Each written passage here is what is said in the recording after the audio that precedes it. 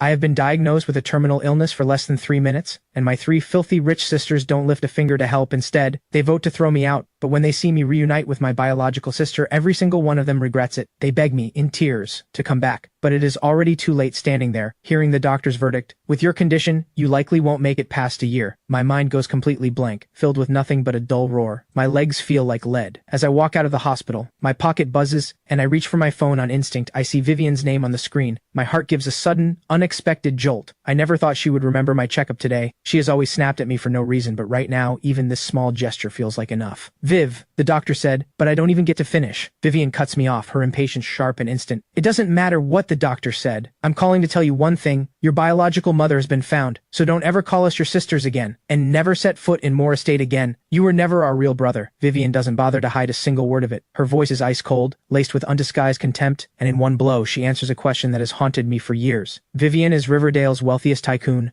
Ruthless and untouchable Melody is an A-list star, the reigning queen of pop. I have spent years walking on eggshells, trying to earn their approval, and all along, I was just an adopted child. Now that their real brother has been found, they don't want to pretend for even one more second, so they make this call right away and kick me into the gutter without a second thought. Vivian expects that once the truth is out, I will fall apart from the shock, maybe even scream and lose control. Then she can deliver the final blow in an even colder tone, forcing me to face reality and accept that we belong to completely different worlds. But I simply say, okay, calm and quiet, and accept it all. That catches Vivian off guard, but only for a moment. After all, this saves her the trouble of a severance payment. Vivian pulls her thoughts back together and turns her focus to welcoming their real brother. As for what I, the placeholder, am feeling, nobody cares. After that heartless call ends, Butler Hayes knocks and steps into the room. He hands Vivian the outfits prepared for the upcoming banquet. Every piece is crafted by the finest tailors in the country. The matching jewelry alone runs into the tens of millions. Whatever guilt Vivian has left vanishes on the spot, giving someone who could never have touched high society years of this kind of luxury. The Moore family owes Ethan nothing.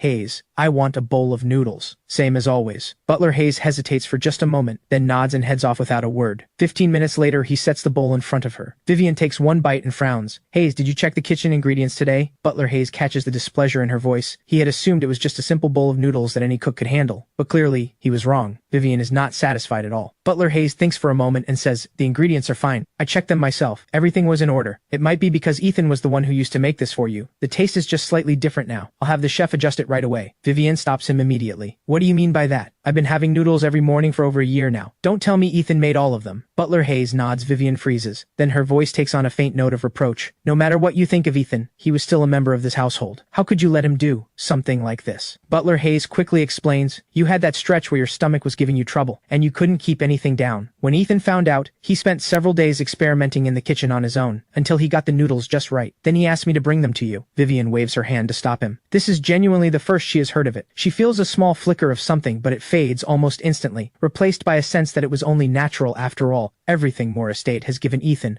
far outweighs a bowl of noodles. Meanwhile, I make my way to my biological mother's home. All along the road leading there, I see utility poles and trees near her door plastered everywhere with missing person flyers bearing my face. This is the room. Helen's voice trembles slightly as she speaks. The room is small but spotlessly clean. A white tablecloth with printed orchids is spread neatly across the table. It is the brightest room in the whole house, kept empty and waiting, just for me. My eyes sting with tears. She never gave up looking for me. She always kept a place for me here, and for the first time in years, I feel like I finally have a home at noon. I sit down with Sunny, who is still in elementary school, and Helen, sharing a home-cooked meal I have missed for so long. Helen just looks at me. For a long, long time, she still remembers those first few days after I disappeared, when day and night lost all meaning to her. She barely stopped for a single breath, putting up tens of thousands of missing person flyers in every corner of this city. But the phone never rang sometimes. Walking past storefronts on the street, she would catch a reflection in the glass and think she saw my face. I'm so glad. I finally have you back. At that moment, Sunny sees the rare smile on her mother's face and goes still for just a second. Then she breaks into a bright smile too. After lunch, Sunny clears the dishes without being asked and rolls up her sleeves at the sink like a little pro. I jump up to help her. Thank you. She had been too shy to say it during the meal, but now, Sunny finally lets it out. Thank you, big brother. Those two words wash over me like warmth back at Moore Estate. Even when I sat on the same sofa as them, we might as well have been in two completely different worlds in this moment. I make a quiet vow to myself, and whatever time I have left, I will not let Helen or Sunny suffer one more day. That night before bed, I get a voice message from Helen. Are you getting used to the food here? I'll pick up some pork ribs tomorrow and make a proper meal. I smile and send a voice message back. Sounds great, Mom. That single word, Mom, makes Helen go still. And then the tears come. She had been afraid, deep down, that I would look down on such a poor home, but that fear is completely gone now. There are so many good days ahead of us. The next morning, Vivian is up at her usual hour. The moment she stirs, the entire estate staff springs into motion.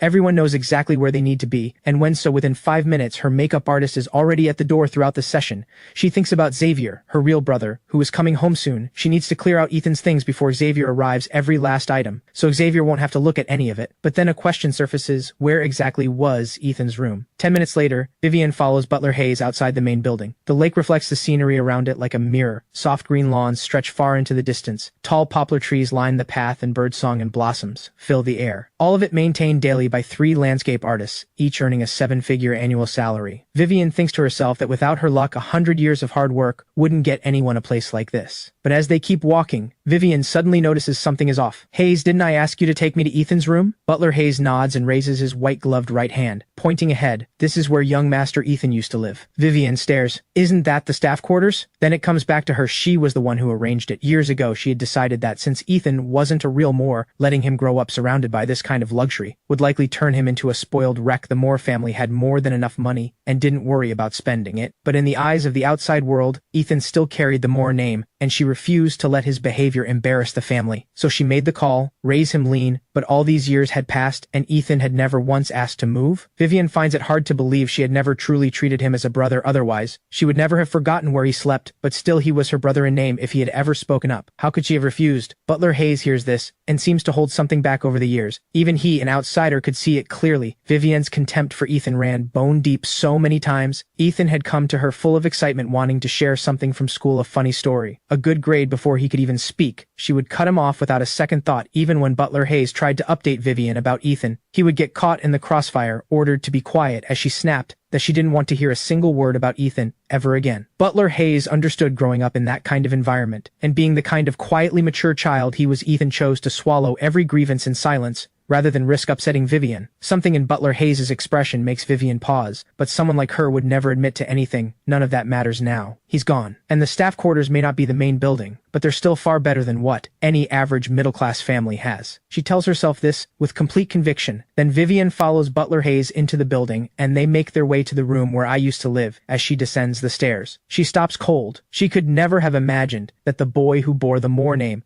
was living in a basement. She is about to turn on Butler Hayes when the memory comes rushing back. Hayes had originally set up a guest room in the main building for Ethan. It was Vivian who refused and ordered him to move to the North Wing instead. But the North Wing was entirely staff quarters with no spare rooms available, so Ethan had simply been put here. The room is not small. The furniture is adequate, but the moment Vivian steps inside, she is hit by a chill, a damp cold that seeps right through her. For the first time, she feels a thread of genuine guilt. The boy she had lived alongside for years, her brother in name, had been living worse than a regular member of staff. As she absently sorts through the things in the room, Vivian finds a collection of items in the drawer: a broken remote control car, worn-out building blocks, and a watch with hands that stopped long ago. At first, she sneers, an outsider to the end, couldn't even throw out this worthless junk. But when she looks at the watch again, she goes still. If her memory is right, this is the watch she casually tossed to Ethan years ago. She never imagined that after all this time, even after its hands stopped moving, he had kept it like something precious. It dawns on her that the other items in that drawer were probably things her sisters had casually handed him over the years. She never expected that things given away so thoughtlessly could have meant so much to him. Vivian had planned to throw it all out, but something, maybe a flicker of guilt, stops her. She decides to return the items to Ethan. Instead, call it a final goodbye part on civil terms. After packing the old items into a storage box, she finds a stack of papers tucked at the back of the drawer. She pulls them out. They are financial aid applications. Her brow furrows. She is genuinely confused. Hayes, didn't I have you send him a monthly allowance? Why was he so broke that he had to apply for financial aid? She doesn't mean anything deep by it. She just finds it embarrassing that someone living under the Moore roof was going to school to beg for pocket money. It would look like the Moore family was mistreating him. But as soon as the words leave her mouth, she thinks of her own decision to raise him. The allowance she gave him was nowhere near what a wealthy household would provide. It was barely what an ordinary family would give, $2,000 a month. But even so, even on just $2,000, he shouldn't have been broke enough to need financial aid. Butler Hayes lowers his head and explains the $2,000 was delivered every month, on time. Every single month. But once,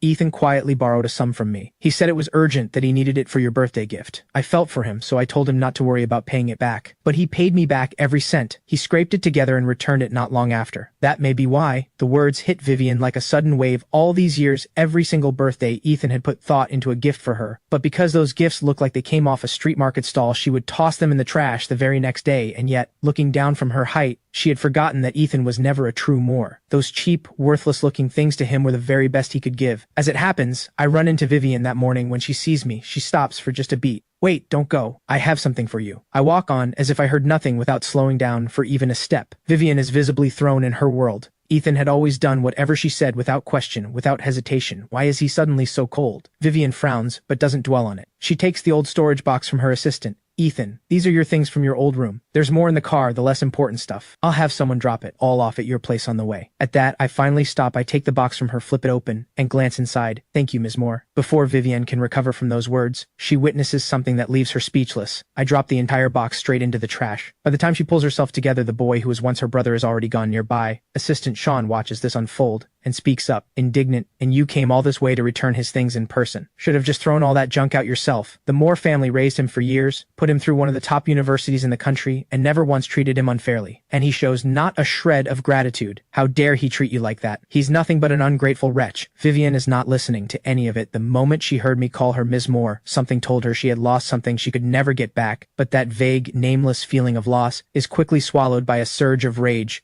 She can no longer hold down. The only reason she lowered herself to come here at all was because she believed, deep down, that I still thought of her as family, and that was why I had treasured things she tossed aside without a thought. But after what she has just witnessed, Vivian tells herself, she now sees exactly who I really am. It convinces her that the decision she and her sisters made to throw me out was absolutely the right call. What Vivian conveniently forgets is how many times, in public, when I called her by name, she had pretended not to know me at all, how many times she had talked down to me, and ordered me to address her differently in certain settings, warning me that being called family in public was an embarrassment to her. Now that I have done exactly what she always wanted, she finds herself completely unhappy about it. Seeing the fury on Vivian's face, Assistant Sean keeps fanning the flames. Since he has no shame left anyway, if that ungrateful wretch ever comes crawling back, we turn him away without a second glance. People would kill for a chance to climb this high, and he just throws it away. He's going to regret this for the rest of his life. Listening to all of this, Vivian feels the edge of her anger begin to dull. You're right, he'll regret this. Absolutely. Then Vivian turns to the bag her assistant is holding. She remembers it contains more of my old things, and plans to pull them out and throw every last one away. Before long, she pulls out a stack of old documents. Worried her own papers might be mixed in, she flips through them carelessly. Inside are financial aid applications from my university years, and report cards spanning my entire life. When Vivian sees the report cards, her eyes narrow almost involuntarily. She never expected that Ethan's academic record was this strong, nearly always at the top of his class, and a score of 680 on his college entrance exam. Vivian is genuinely taken aback. She had never paid the slightest attention to his grades. Until this moment, she had assumed his place at a top university was bought by the Moore family's annual donations. But looking at this, he earned every bit of it on his own. A quiet sense of waste crosses Vivian's mind. A score like that puts him within reach of a provincial top ranker. Setting everything else aside purely as a talent worth investing in, Ethan had real potential. But what's done is done. There's no point dwelling on it. With enough money, top students like him are easy to find. Vivian keeps searching through the bag and pulls out several medical exam reports. She almost laughs, thinking Ethan must be terrified of dying to have gotten checked out this many times at his age. And just yesterday on that call, she heard him mention a doctor. Curious, she opens one of the reports to see what he was actually being examined for. It is a checkup record from when he was 16. When she reads what is written there, Vivian goes completely still. The attending physician has written clearly, patient reports frequent heart palpitations and low-grade fever over the past 2 weeks, along with dry heaving. Initial assessment pointing to malnutrition-induced liver damage. Final diagnosis, hepatitis. Vivian stares at the page, stunned. How is that possible? Every meal at Moore Estate is designed by a certified nutritionist. How could anyone living there be malnourished? Then it hits her. She had never once allowed Ethan to eat at the same table as them. There was a time, years ago, when all the sisters came home to the estate, and Ethan had gone out of his way to stock the kitchen with ingredients and spent hours cooking a full spread. That time, Vivian had almost made an exception and let him sit with them, but 2 unexpected guests arrived at the last moment, and she had Ethan give up his seat and go eat with the staff instead. Thinking back on it, now she begins to see it differently. Ethan had always been the kind of person who accepted everything quietly, obedient to a fault. He hadn't shown a trace of resentment that day, just swallowed his hurt and walked away. and so Vivian had never thought twice about it now. Something finally clicks. All those years living under the same roof had built something in her, some small measure of feeling for him, but the prejudice in her bones ran too deep. She had always, at her core, treated him as an outsider. But even if Ethan had been eating with the staff every day back in high school, crowded around the same table, how could that have led to malnourishment? Full of confusion, she calls Butler Hayes, not out of concern, not out of guilt. She simply wants to know whether the staff had done their jobs back then. The call connects quickly. She lays out her question in a flat, cold tone on the other end. Butler Hayes is quiet for a moment, then answers carefully. It may be that during that period Ethan often missed meals. You had given strict instructions not to coddle him, said it would give him bad habits and embarrass the Moore name, so his schedule was kept in line with the rest of the staff. But staff meals run on a fixed window, miss it, and the kitchen closes. So he simply went without. He went hungry. Vivian listens, growing more bewildered by the second. What does one thing have to do with the other? Was Ethan throwing a tantrum, refusing to show up on purpose, and ending up with nothing to eat as a result? Vivian lets out a cold scoff. If he was doing that to himself, then he had it coming. Acting like a young master without the birthright to back it up. Butler Hayes listens, then says, with a tired smile, "Do you remember the time I asked you to arrange a driver for Ethan?" Vivian pauses, thinking, and a vague memory surfaces. It was Ethan who had brought it up himself. Vivian had heard it as an unreasonable demand and refused without a second thought. She had already decided to raise him. Lean, a personal driver, was out of the question. She had even suspected he was getting above himself, wanting to show off by riding around in an estate car. Yes, I remember something like that. But what does that have to do with food? Was he sulking over it, refusing to eat as some kind of protest? Butler Hayes shakes his head quickly. Ethan didn't complain, not once. The very next day he used his allowance to buy a bicycle and rode that beat-up bike to school and back every single day. Vivian hears this and nods inwardly. Young people should get more exercise. But what Butler Hayes says next shatters every comfortable assumption she has been holding onto Butler. Hayes sighs and continues. The high school was very far from the estate. Even by bicycle it took over an hour. To get there on time every morning, Ethan had to be up by 5:30 in the morning, but the staff breakfast window at the estate, without exception, ran from 7 to 9, which means every morning when he left the house, the kitchen hadn't even been lit yet, and in the evenings, he was often too buried in schoolwork to make it back in time. Butler Hayes lets out a long, heavy sigh. Back then, he had watched all of this and felt helpless. He had brought up Ethan's eating situation more than once, but Vivian had cut him off every time, insisting everyone be treated the same. No exceptions, no special treatment. The words land like a bolt through Vivian. She finally sees just how badly she had gotten it wrong. She has always moved through the world in chauffeured cars. She had long forgotten what it costs to live without, that she had always assumed that a kid from an ordinary background had no business asking for a private driver, and naturally took Ethan's request as entitlement. She had completely overlooked how remote the estate was, and how far it sat from his school. His request had been completely reasonable, and even if the driver was off the table, even the smallest adjustment, having a cook start breakfast a little earlier, the way any normal family would for a child matching his schedule, would have been enough. But she had shut down both options herself. Vivian has no choice but to admit it. Now Ethan starved his way into illness because of her after she hangs up assistant Sean, who had been so vocal just moments ago, now stands there feeling the sting of it too. But Ethan is still an adopted child, not Vivian's real brother. Vivian knows she was wrong, but a lifetime of looking down at the world makes it impossible to bow her head to anyone. She will just send someone to drop off his things. Meanwhile, back at Moore Estate, a young woman sits alone at the edge of her bed. Her skin is flawless, delicate as fine porcelain, the kind of beauty that draws every eye in every room. Her name is Melody Moore, the reigning queen of pop. Her latest release, just out recently, shot straight to the top of every major streaming platform. But last night, Melody could not sleep. She is terrified of sliding back into that darkness of becoming someone who lies awake, hollowed out, night after night. So she tries desperately to remember how she had gotten through it the last time. Out of habit, she reaches for her phone, ready to call Ethan over to help her unwind. Her fingers pause, and the realization hits her. Ethan is no longer here. She and her sisters drove him out themselves, but the pang passes quickly. He was never truly one of them. Xavier is coming home soon. Keeping a stand-in around would have been absurd. She has Butler Hayes find a massage therapist right away. Someone is sent, but no matter what, she cannot find that same calm she used to feel when I drag myself home. Exhausted, the living room is completely dark. There are steaming dishes on the table, but not a single person in sight. Then the bright hiss of sparklers fills the room. Light bursts through the dark. "Happy birthday, big brother." Helen steps out from the back room, smiling, and carefully sets a birthday cake on the table. Sunny dashes to the side of the room, yanks away a cloth, and reveals a small electronic keyboard underneath. She wants to play me a song she just learned. I am delighted, but also puzzled. When I arrived yesterday, there was definitely no keyboard in this room. This is not something a family like ours could easily afford, but I spot the clue quickly. A sticker on the keyboard reads,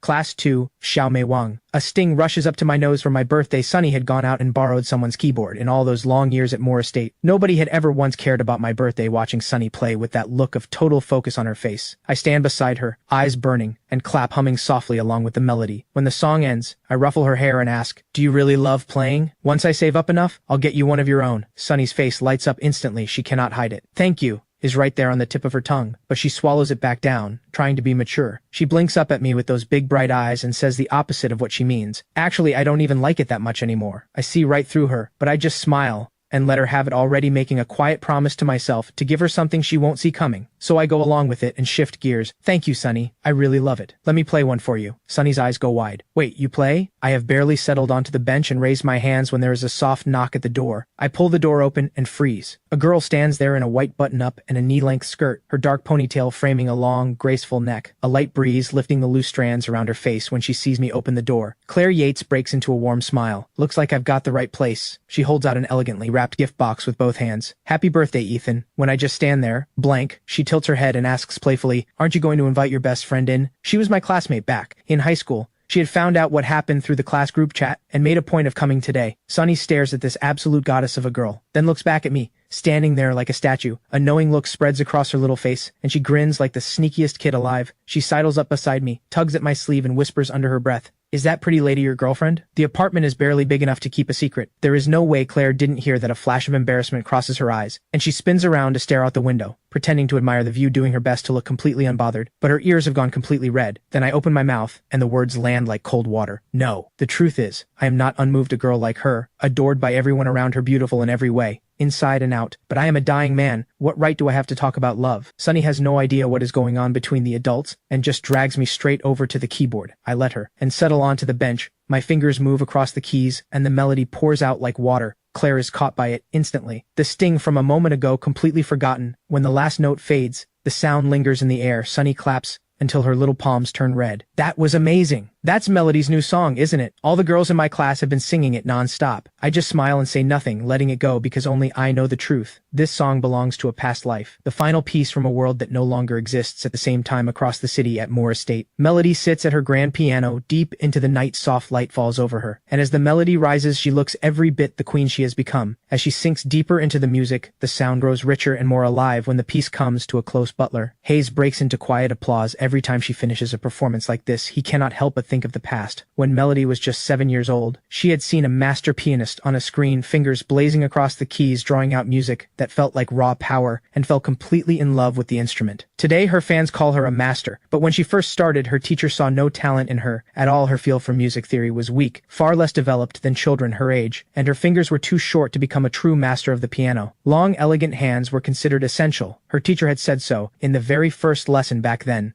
She sat at the bottom of her class until Ethan came along and changed everything. Even now, she cannot forget the boy she had watched play for the first time. Same limitations as her, his fingers no longer than hers, and yet he played perfectly from that day forward. Melody quietly made Ethan her competition. If a kid like him could do it, then she could do it better. She picked herself back up and threw herself into practice slowly. She pulled ahead of her peers and earned the recognition of that same teacher who had written her off. She was even invited to perform at a renowned opera house, playing a four-hands piano duet alongside her teacher. She still remembers how lucky she felt her teacher was one of the finest artists in the country, a legend who had swept every major competition at the national level. Melody was not the teacher's star student. Several older students outranked her with technique that surpassed hers by a full measure. She had wanted that spot desperately, but knew there was only one place, and the odds were not in her favor. And yet, at the very last moment, her teacher announced the spot would be decided by a draw chosen at random from among the students. As if fortune itself had reached down, Melody's name was the one pulled. She still remembers every detail standing in that great concert hall. Her notoriously short-tempered teacher was patient from the first note to the last. During the four-hands duet, the teacher followed her lead at every turn, staying in the background, making her the center of it all, giving her every spotlight moment on that stage. Even though it was her very first performance before an audience with hundreds of eyes on her, she found her footing quickly. Something in her shifted, and she stood taller. The gaze of the crowd no longer frightened her. When the final note rang out, her teacher stepped back and gave her center stage. She bowed with quiet grace, neither timid nor proud. The press captured the moment, and the reviews that followed were glowing. Every outlet said the stage looked like it had been built for her. After that night, night Melody never doubted herself again. Ethan, what do you think? The name leaves her mouth before she even realizes it. Then it hits her. After all these years together, she has grown so used to Ethan being there whenever she practiced alone, always nearby, always present, and whenever she grew tired of playing, she would watch him take over and play, and somehow, that always settled something inside her. The thought leaves a quiet ache. She regrets the vote, the yes she had cast when they decided to send Ethan away. But then again, all of it was for Xavier,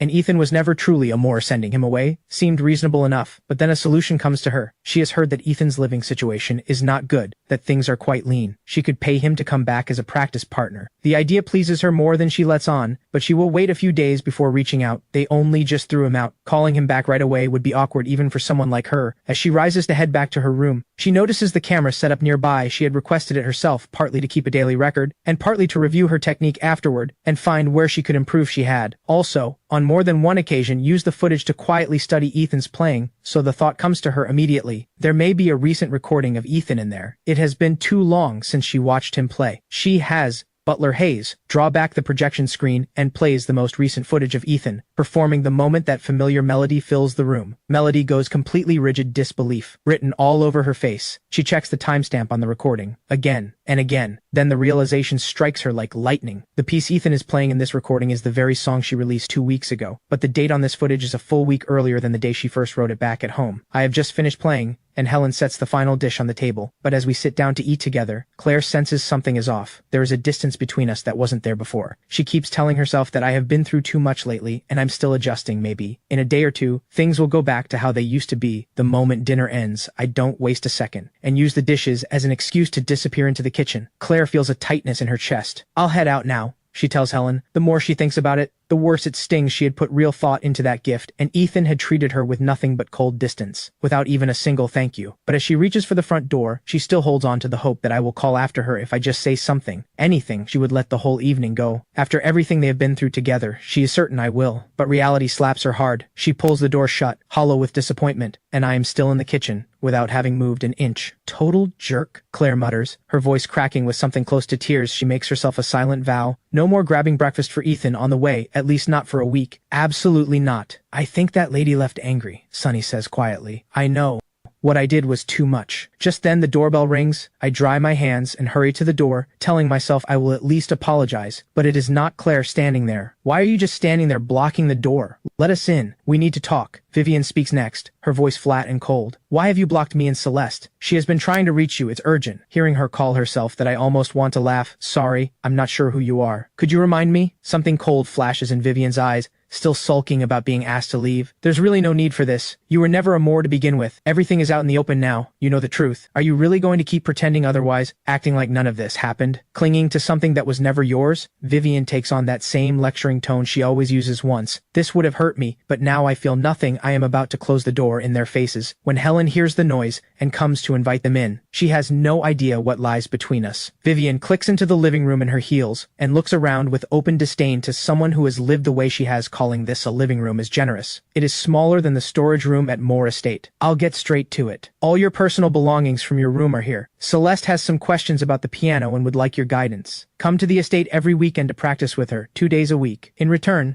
I'll cover your full tuition for the rest of university. On top of that, I'll pay you a monthly salary. Name your number. 30,000? 50? Either works. This generosity has nothing to do with any lingering bond between them. Vivian sees the tuition as an investment, pure and simple. As for the salary, consider it a consolation for the years of malnourishment after listening to all of that arrogance. A brief hesitation crosses my face, not because of the tuition or the money, but because a face suddenly appears in my mind. Melody. She was always so fiercely driven, so unwilling to lose. Behind the brilliance she shows the world, the grace she carries in front of every camera. I know her better than anyone at her core. She is deeply, quietly insecure. Since I left, she won't be able to write like that anymore. She will likely fall back into the same darkness she crawled out of, the creative block, the dry well, the self-doubt eating away at every note she tries to play until she gives up, just like she almost did as a child. But I crush that flicker of pity before it can take hold. The decision to throw me out like trash was a vote every one of those sisters cast. They never once treated me as family. Why would I debase myself worrying about them now, when I don't cave the way I always used to? A cold smile surfaces inside Vivian. She is convinced she has figured me out, certain that my resistance is just a play for more money. But right as she is congratulating herself, I open my mouth, and every word lands like a blade. Go back to that rotten place and play piano? I'd rather not. I don't want to get my hands dirty. I will never set foot in that place again. And we have absolutely nothing to do with each other. So please, stop lingering in my home. The words have barely left my mouth when the entire room goes dead. Silent assistant Sean stares at me like I have lost my mind. Have you completely lost it? If you throw away what Ms. Moore is offering you, you will regret it for the rest of your life. In Sean's mind, all I have to do is show a little sense, swallow my pride, and apologize, and even in a lesser role, at Moore Estate, I could still ride that wave all the way to the top. Helen and Sunny would never have to struggle again. Vivian forces down her rage and jabs a finger toward me. Ethan, I'm giving you one last chance out of the goodness of my heart. Get down and apologize. Right now. Then show up every weekend to practice with Melody. The offer still stands. My answer is one word, clean and final. Get out. Vivian slams the door so hard the walls shake in the car. She vows to cut all ties completely and pour everything into Xavier's welcome home banquet. Just then a spending notification lights up her phone. 530,000, all charged by Xavier. No description, no explanation. To Vivian, it is a drop in the ocean.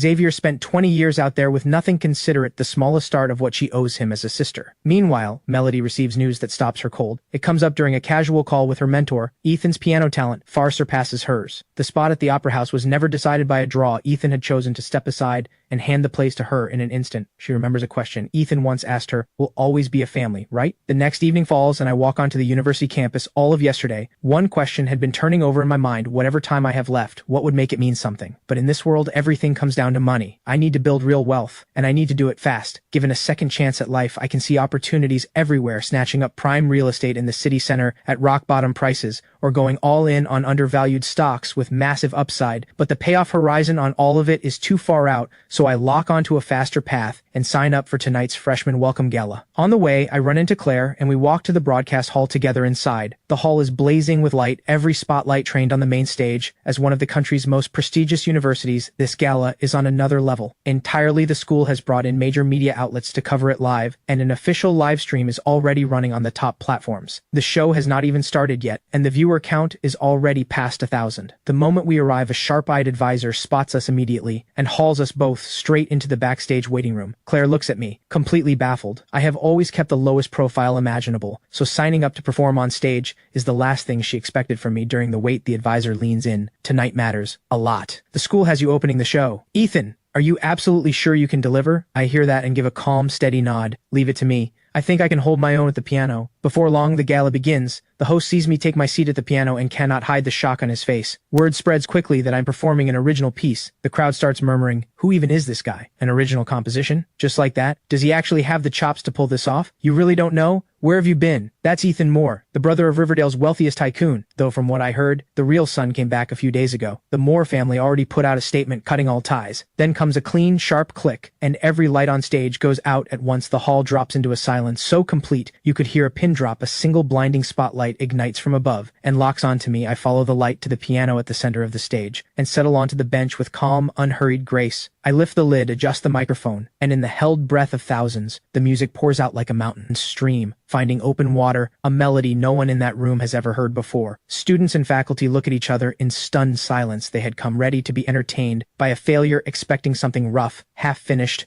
embarrassing. Nobody expected this to be real. Soft notes drift upward and slowly fill the entire hall as the music builds. Layer by layer, the audience sees sunlight pouring through stained glass, falling softly over a bride in white. Two figures gaze at each other, eyes full of something that needs no words. And just as they are about to speak their vows, the music shifts, suddenly shadowed with grief. That beautiful vision of love and ceremony shatters like a reflection in broken water. As if all that beauty had only ever been a dream, a popular online creator in the audience shouts out, "What is this piece called? Someone tell me right now." A dream wedding comes to its end. I bow and walk off the stage. The gala continues on schedule, but in the unseen world of the internet, that solo has already ignited a storm. The high-definition footage of my performance spreads across every platform. A dream wedding shoots straight to the top of trending. Oh my, he is unreal. Those fingers aren't hitting piano keys. Every single note lands right in my heart. Why can't I find this anywhere? Don't tell me this is a one-time exclusive. An original, and it drops like this? As the discussion explodes across the internet, the country's biggest streaming platform can no longer sit still. They dispatched director Nash to our campus that same night with orders to secure exclusive rights at any cost. Meanwhile, Xavier's welcome home banquet is in full swing. Vivian stands with her glass, scanning the room. Puzzled Melody is nowhere to be found. She was supposed to perform tonight. To thank the guests back at the venue, director Nash corners me backstage. Mr. Moore, what a pleasure. We are very eager to acquire the exclusive streaming rights to your piece. Would you be open to a partnership? He launches into a stream of tempting revenue-sharing proposals, but nothing could have prepared him for how quickly I agree. I want to sell the full copyright outright for him. This is the deal of a lifetime. Just as we are about to settle on a final number, the door to the waiting room is shoved open. Ethan, don't sell. Think bigger. Don't let them lowball you. It is Melody, who had watched the live stream and come straight here, not stopping for a single second. I know you need money right now after everything, but selling the full copyright would be penny wise and pound foolish. Hold on to it, and it will only grow in value. I don't even glance in her direction. I don't answer right away. I just send one cold question back her way. When they voted to throw me out of Moore Estate, you voted yes. Am I wrong? Melody visibly flinches, her eyes go red at the edges, and she nods, slowly, with guilt written all over her face. I watch the performance and feel absolutely nothing. That cold, loveless place, I left it behind. Long before they pushed me out, Melody has a whole flood of words she wants to pour out. Ethan, do you have any idea how much I've been suffering? Without you there to practice with me, I can't sleep. Can we play together again? Like we used to? I miss sitting side by side at the piano. We were so close back then. She barely gets through it before I cut her off. None of that has anything to do with me. Go back to your mansion and play there. Stop coming here and playing the fool in front of me. Melody stands there, struck speechless. She has never, in her most far-fetched dreams, imagined I would ever look at her with this kind of contempt. All it used to take was a casual word from her, and I would show up for her without fail for over a decade. Through all those years, I never once arrived late. Even when I was sick with a fever, she knows better than anyone that being there for her had once been everything to me. So what is this look in my eyes now? The gap between then and now makes her eyes burn even more. Ethan, what happened to you? You never used to speak to me like this. I genuinely love hearing you play. Can't you find a little time for me? Those words turn my stomach. I let out a short, cold laugh. Is something wrong with me? Or has everyone here just lost their memory? Who was it that called me garbage? Said I was worthless? That having me around was nothing but an eyesore? And then joined hands to throw me out like trash? Kicked me into the gutter without a second thought. And now that things are going well for me, suddenly you remember what I meant to you? How shameless can you get? I fire the next shot without blinking. First of all, if something is wrong with your head, go see a doctor. Stop trying to get close to me. We are not close. I pull out my phone right in front of her and dial security. Security? This is the backstage waiting room. There is an unauthorized individual in here harassing me. Please send someone to escort her out. I hang up and look down at her. Second, what I do with my life is none of your business. My time is precious, and I refuse to waste what little I have left arguing with someone as fake as you, Melody Moore. In that moment, a wave of grief and humiliation crashes over Melody. She never expected things to spiral this far out of control in the past. She had thrown plenty of tantrums and caused plenty of trouble, even trampling over my dignity more than once without a second thought. And every time, all it took was a half-hearted apology from her for me to forgive her without hesitation. By the next day, we would be fine again. So she had always assumed that as long as she was willing to back down, this time would go exactly like all the others, that if she just lowered herself enough to admit fault, I would be grateful and go right back to being by her side. So no matter how hard she tries, she cannot make sense of it. She had swallowed her pride and come here in person, and I had shut the door in her face without flinching. She is still forcing down the shock and humiliation, and bracing herself to pull rank and guilt trip me again, when the security guard storms into the waiting room. Excuse me, miss, are you a student here? If not, I need you to leave immediately. A flicker of panic crosses Melody's face. For the first time, she steps forward, as if she is about to argue her way through it, but I've already put on my noise-canceling headphones, completely ignored. She feels a surge of wounded pride, and a sharp, needling ache spreads through her chest. She cannot understand how it has come to this, and even less how the boy who once looked at her like she was everything could have changed so completely for the first time. Someone who has always stood above everyone else feels afraid. She is terrified that the shadow that always followed her has finally, in this moment, broken free from her for good. As the security guard grows more firm, Melody has no choice but to bow her head in shame and be escorted out of the room like a stray dog with nowhere to go. When she drifts back to Moore Estate, hollow and lost, Xavier's welcome home banquet is winding down. Xavier is on stage, performing under the spotlight with everything he has, when he suddenly spots his second sister standing in the crowd. Completely blank-faced, he assumes his singing has moved her. He has no idea that Melody is on the verge of tears, precisely because his singing is so painful to listen to. The contrast is sharp. Ethan had commanded the entire room with nothing but his piano, and yet her real brother on that stage sounds like a cat being stepped on. The difference is so painful it makes her want to cry. She makes it through the night in agony and wakes up well past mid-morning. The first thing she does is grab her phone and send a cautious message into the chat window, hoping to find out whether she has been unblocked. But the moment the screen lights up, a news notification pops up. The streaming platform has officially announced a deal with piano prodigy Ethan Moore, acquiring the full copyright of A Dream Wedding for $2 million. After reading the announcement, she cannot hold back. What an absolute fool. He has zero business sense. She had pleaded with him not to rush into selling. With her years of experience in the industry, she can say conservatively that within 10 years, the royalties alone would have been worth at least $5 million, not counting the staggering returns 20 or 30 years down the line. The news makes her chest ache and her mind race. After witnessing that performance that had shaken the entire internet, she knows Ethan's technique has reached a level beyond compare, carrying the kind of depth that takes masters decades to earn. That realization pulls her into a doubt she cannot shake. Had Ethan been holding back all along every time he sat beside her as a practice partner? How else could he have burst into brilliance the moment he left? Had he been quietly making way for her pride this whole time? With $2 million in hand, I head straight to the hospital and come out with a bag full of imported medication, then squat by the side of the road and tear into a street crepe like I haven't eaten in days. Nash Carter happens to walk past and sees the whole thing. If he hadn't seen it with his own eyes, he would never have believed it. The piano prodigy who just pulled in $2 million from a single piece is crouching on a curb eating street food like a construction worker on lunch break, true to every clause in the buyout contract. I go into the studio and lay down the full recording of A Dream Wedding. Nash Carter brings over a premium cup of tea with both hands. Mr. Moore, the full payment has been transferred. Every last cent. The reason he is rolling out the red carpet for someone my age is simple. I have just turned 20, and at 20, I have already produced something that belongs in the canon. Who is to say this isn't just the beginning? What if there's a second piece? A third, just waiting to be pulled out? Better to pour resources in now and lock down goodwill so when the next masterpiece comes, they are first in line. Nash Carter stands up beaming and extends his hand. Mr. Moore, here's to a successful first collaboration. If you ever have another piece of this caliber, I hope today has shown you how serious we are. We would love nothing more than to work with you again. But all that warmth hits a wall. He has delivered a full speech of polished flattery, and I sit there like a post, giving him absolutely nothing. Not even the courtesy of standing up to shake his hand. The arrogance quietly infuriates him, but after years in this industry, he has met all kinds of eccentric geniuses who think the world owes them a bow are nothing new. Just as he is turning to leave, I finally lift my eyes and speak. Sorry about that. My mind wandered. Since you're so eager for a next time, why waste time waiting for it? No time like the present. Let's do it today. What I say next, delivered without a trace of drama, drops his jaw so hard he can barely close his mouth. I have another complete original. Right here. It holds its own against A Dream Wedding. Every measure of it. The words, land, and the studio goes completely silent. Not just Nash Carter, even the sound engineer beside him stares with wide eyes in their minds. A Dream Wedding is the kind of piece that comes once in a generation, destined to be remembered long after its composer is gone. A true classic. To write something like that at 20 is already the mark of an extraordinary talent.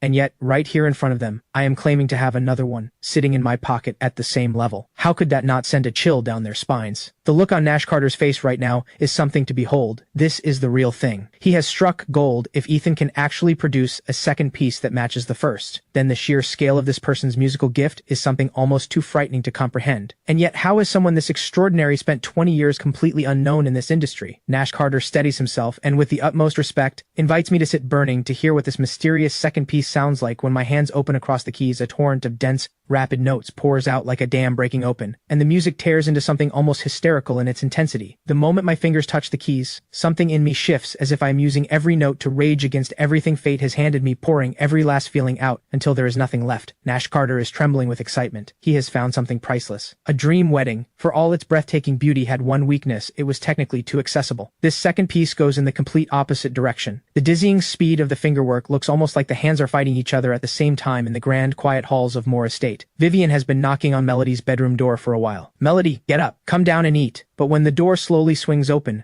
Melody is a mess. She drifts out like a ghost. Hair tangled, eyes vacant. The sight of her gives Vivian a jolt. Melody, what happened to you? Are you sick? But she quickly figures out the real cause. Is this about Ethan? Did you sneak out to see him last night? Did he say something awful to you? Come on, I'll go deal with him right now. Vivian thinks she can understand Ethan giving her a hard time. After all, her own negligence had caused Ethan real pain. But what had Melody ever done to deserve this? Melody bursts into tears. Do you really think those songs were mine? Do you honestly believe I could write any of them? Vivian blinks and quickly tries to steady her. Of course they're yours. Who else could have written them? But those words only make it worse. Melody cries harder. It was Ethan. Every single one of them. He wrote them all for me. Have you lost your mind? How could that ungrateful wretch possibly write songs? Vivian has no idea what Melody is going on about. Ethan lived under this roof for over a decade, and she never once heard a word about any musical gift. And even if that were somehow true, even if he did know something about music, what would that have to do with your songs? Ever since Ethan blocked me, Mr. Vale has gone completely silent too. So I am certain Mr. Vale is Ethan. Vivian goes still. Then it hits her who Mr. Vale is. He had written multiple songs tailored specifically for Melody,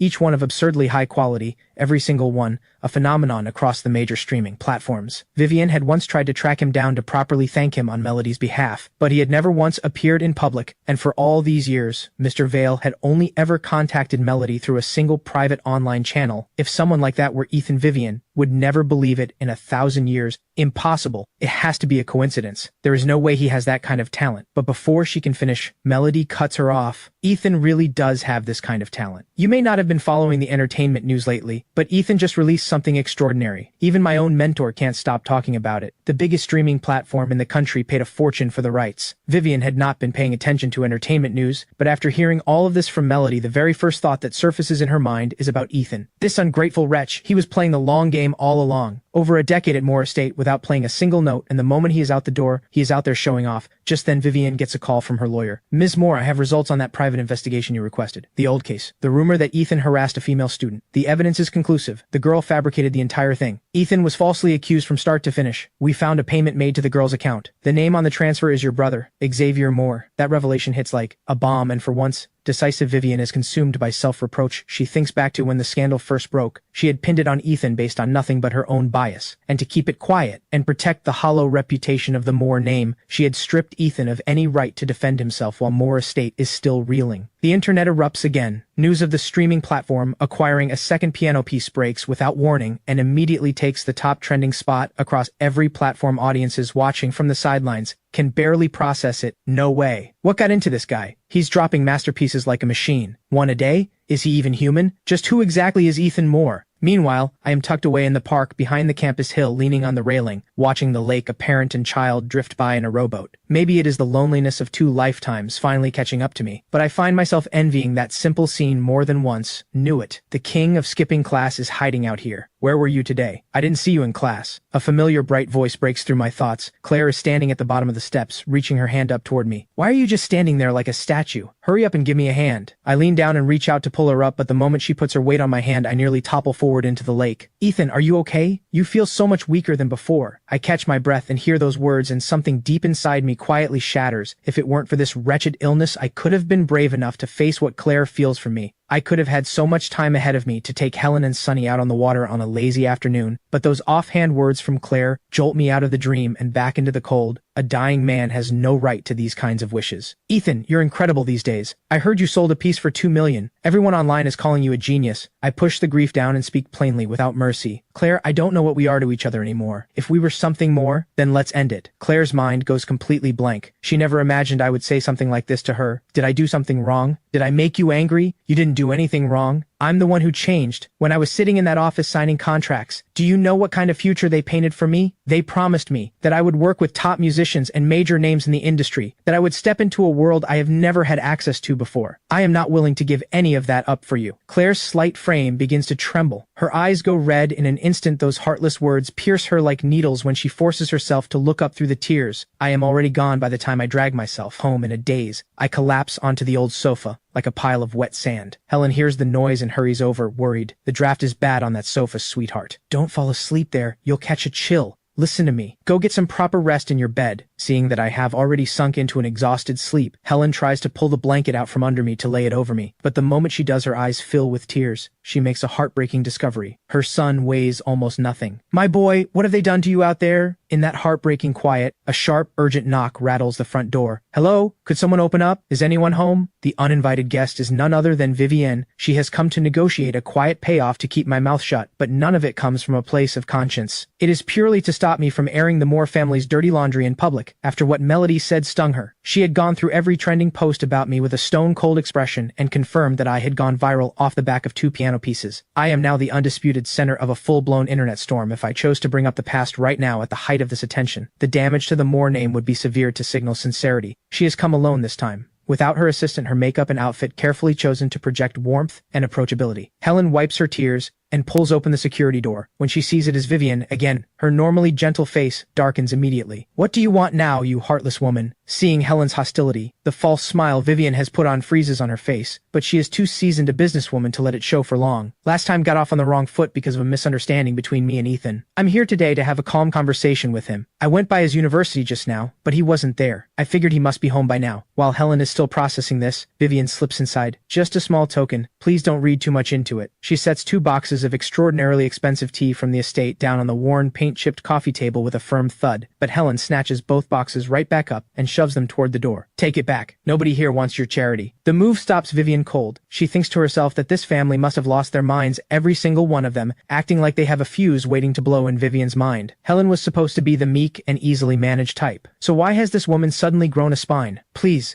calm down. I genuinely came to see your son. I owe him a proper apology. I know I handled things poorly before. The truth is, Vivian has not only come under pressure to apologize, she also needs something from me, so she swallows her pride and forces herself to keep her composure. On any other day, this woman who rules her world like a tyrant would have already caused a scene hearing that she has come to apologize. Helen softens slightly, but her guard does not drop. She still wants her gone. She remembers the last time this woman claimed to be here to make amends, said all the right things about wanting to settle things peacefully, and how it had ended in a screaming match. Helen is just about to show her the door when I push open my bedroom door. Mom, who are you arguing with? Vivian sees me and steps forward, quickly closing the distance before I can react. Can I come in? I just need a few minutes. I don't even look up. I step back and move to close the door, but I don't have the strength to fight her. She grabs the handle and holds it firm. Do you have any idea what's happened since you left? Melody is a wreck. She hasn't slept in days, especially after she saw you that night. She came home completely hollow, won't eat, won't drink. She locks herself in her room all day. I feel nothing. What does that have to do with me, already worn down by Helen's barbs? The composure Vivian has been holding together finally cracks. Perhaps somewhere in the back of her mind, she still expects me to be the obedient little brother who never pushed back. Her voice rises. Have you got no heart at all? Melody is falling apart, and you're standing there making cold remarks. I have come to you more than once, swallowing my pride every time. What is it going to take? Do you have any conscience at all? The words have barely left her mouth when a roaring fills my ears and a tearing, blinding pain rips through me so severe I cannot make a sound. Vivian is still playing the aggrieved older sister. I admit I've handled some things badly in the past. If you resent me for that, fine. But what gives you the right to treat Melody this way? Did you say something terrible to her that night? Did you put your hands on her? How else could she end up looking like that? I can let other things go, but you're going to explain this one to me today. She says all this with a face full of disappointment. She had seen me keeping those old things they had carelessly given me and assumed it meant I still treasured the bond between us. It seems she had been fooling herself all along. By now I have steadied myself enough to speak. Is something wrong with all of you? Didn't you pop champagne the day you threw me out? How would I know why she suddenly fell apart? And besides, you already said it yourself. At that, the fire Vivian has been sitting on all this time finally breaks free. Enough, you ungrateful wretch. Her hand goes up, moving to slap me the way she had in the past without a second thought, but I catch her wrist. She staggers, caught completely off guard. Has she ended up like this? Have you even asked her why? Still reeling from being stopped in her tracks, Vivian goes still, because it is true she has never once asked Melody what is actually wrong. She had simply seen Melody suffering and decided immediately that it must be my fault. Get out of my home. The moment the words leave my mouth, the pain in my head strikes again, and I press my hands against my skull, unable to hold back. How dare you speak to me like— Vivian stops mid-sentence. Something about me is clearly wrong. Ethan, are you all right? The old report flashes in her mind. Malnourishment. Sit down. Rest for a minute. I'll book you an appointment with a specialist tomorrow. She tells herself this and feels a quiet sense of relief in her mind. As long as she has done this much, whatever happens to my health from here on out is no longer anything to do with her. And about what happened before, I was wrong. I had it investigated. That girl lied about you. She made the whole thing up, but it's all in the past now. Don't bring it up again out there. All this sulking and digging your heels in, it's just because of how things ended with the Moore family, isn't it? If you agree to what I'm asking, I will allow you to come back to Moore Estate. She had worked this all out before she arrived. Consider it a form of compensation. And once back, I would naturally be around to support Melody again. And from a purely business standpoint, Ethan is worth investing in when she weighs it all up. This is the decision she lands on. But there is one condition for your return. You need to apologize to me and to Melody. After all, if you come back, we are family. And some of the things you said, and the way you acted, that crossed a line. Vivian settles back into that familiar lecturing posture. She misses the version of me that did what he was told, so even while offering this concession, she still needs to put me in my place. I am so angry I can barely think straight. I genuinely do not understand where she gets this confidence. What are you talking about? I am already in pain, already at the end of my patience, and now I have to stand here listening to this, and I snap. From the moment you made that call, have I said a single word about wanting to come back? Who gave you the idea that I wanted any of this? You're the one who shows up here like clockwork, every few days for what exactly? Is there anything going on in that head of yours? Vivian explodes. Fine. I have said everything there is to say. I have done more than my part. That's on you. You will never set foot in Moore Estate again. Not even if you get on your knees. That makes me laugh out loud right there. Oh, thank you so much. The thought of never going back to Moore Estate, I might just cry. Actually, while we're at Could you get out of my home and stop showing up here? If you can manage that, then I'll consider us truly done. Vivienne is shaking with rage, still smarting from being grabbed at the wrist, grinding her back teeth so hard they might crack. Riverdale's wealthiest tycoon had lowered herself to come here in person,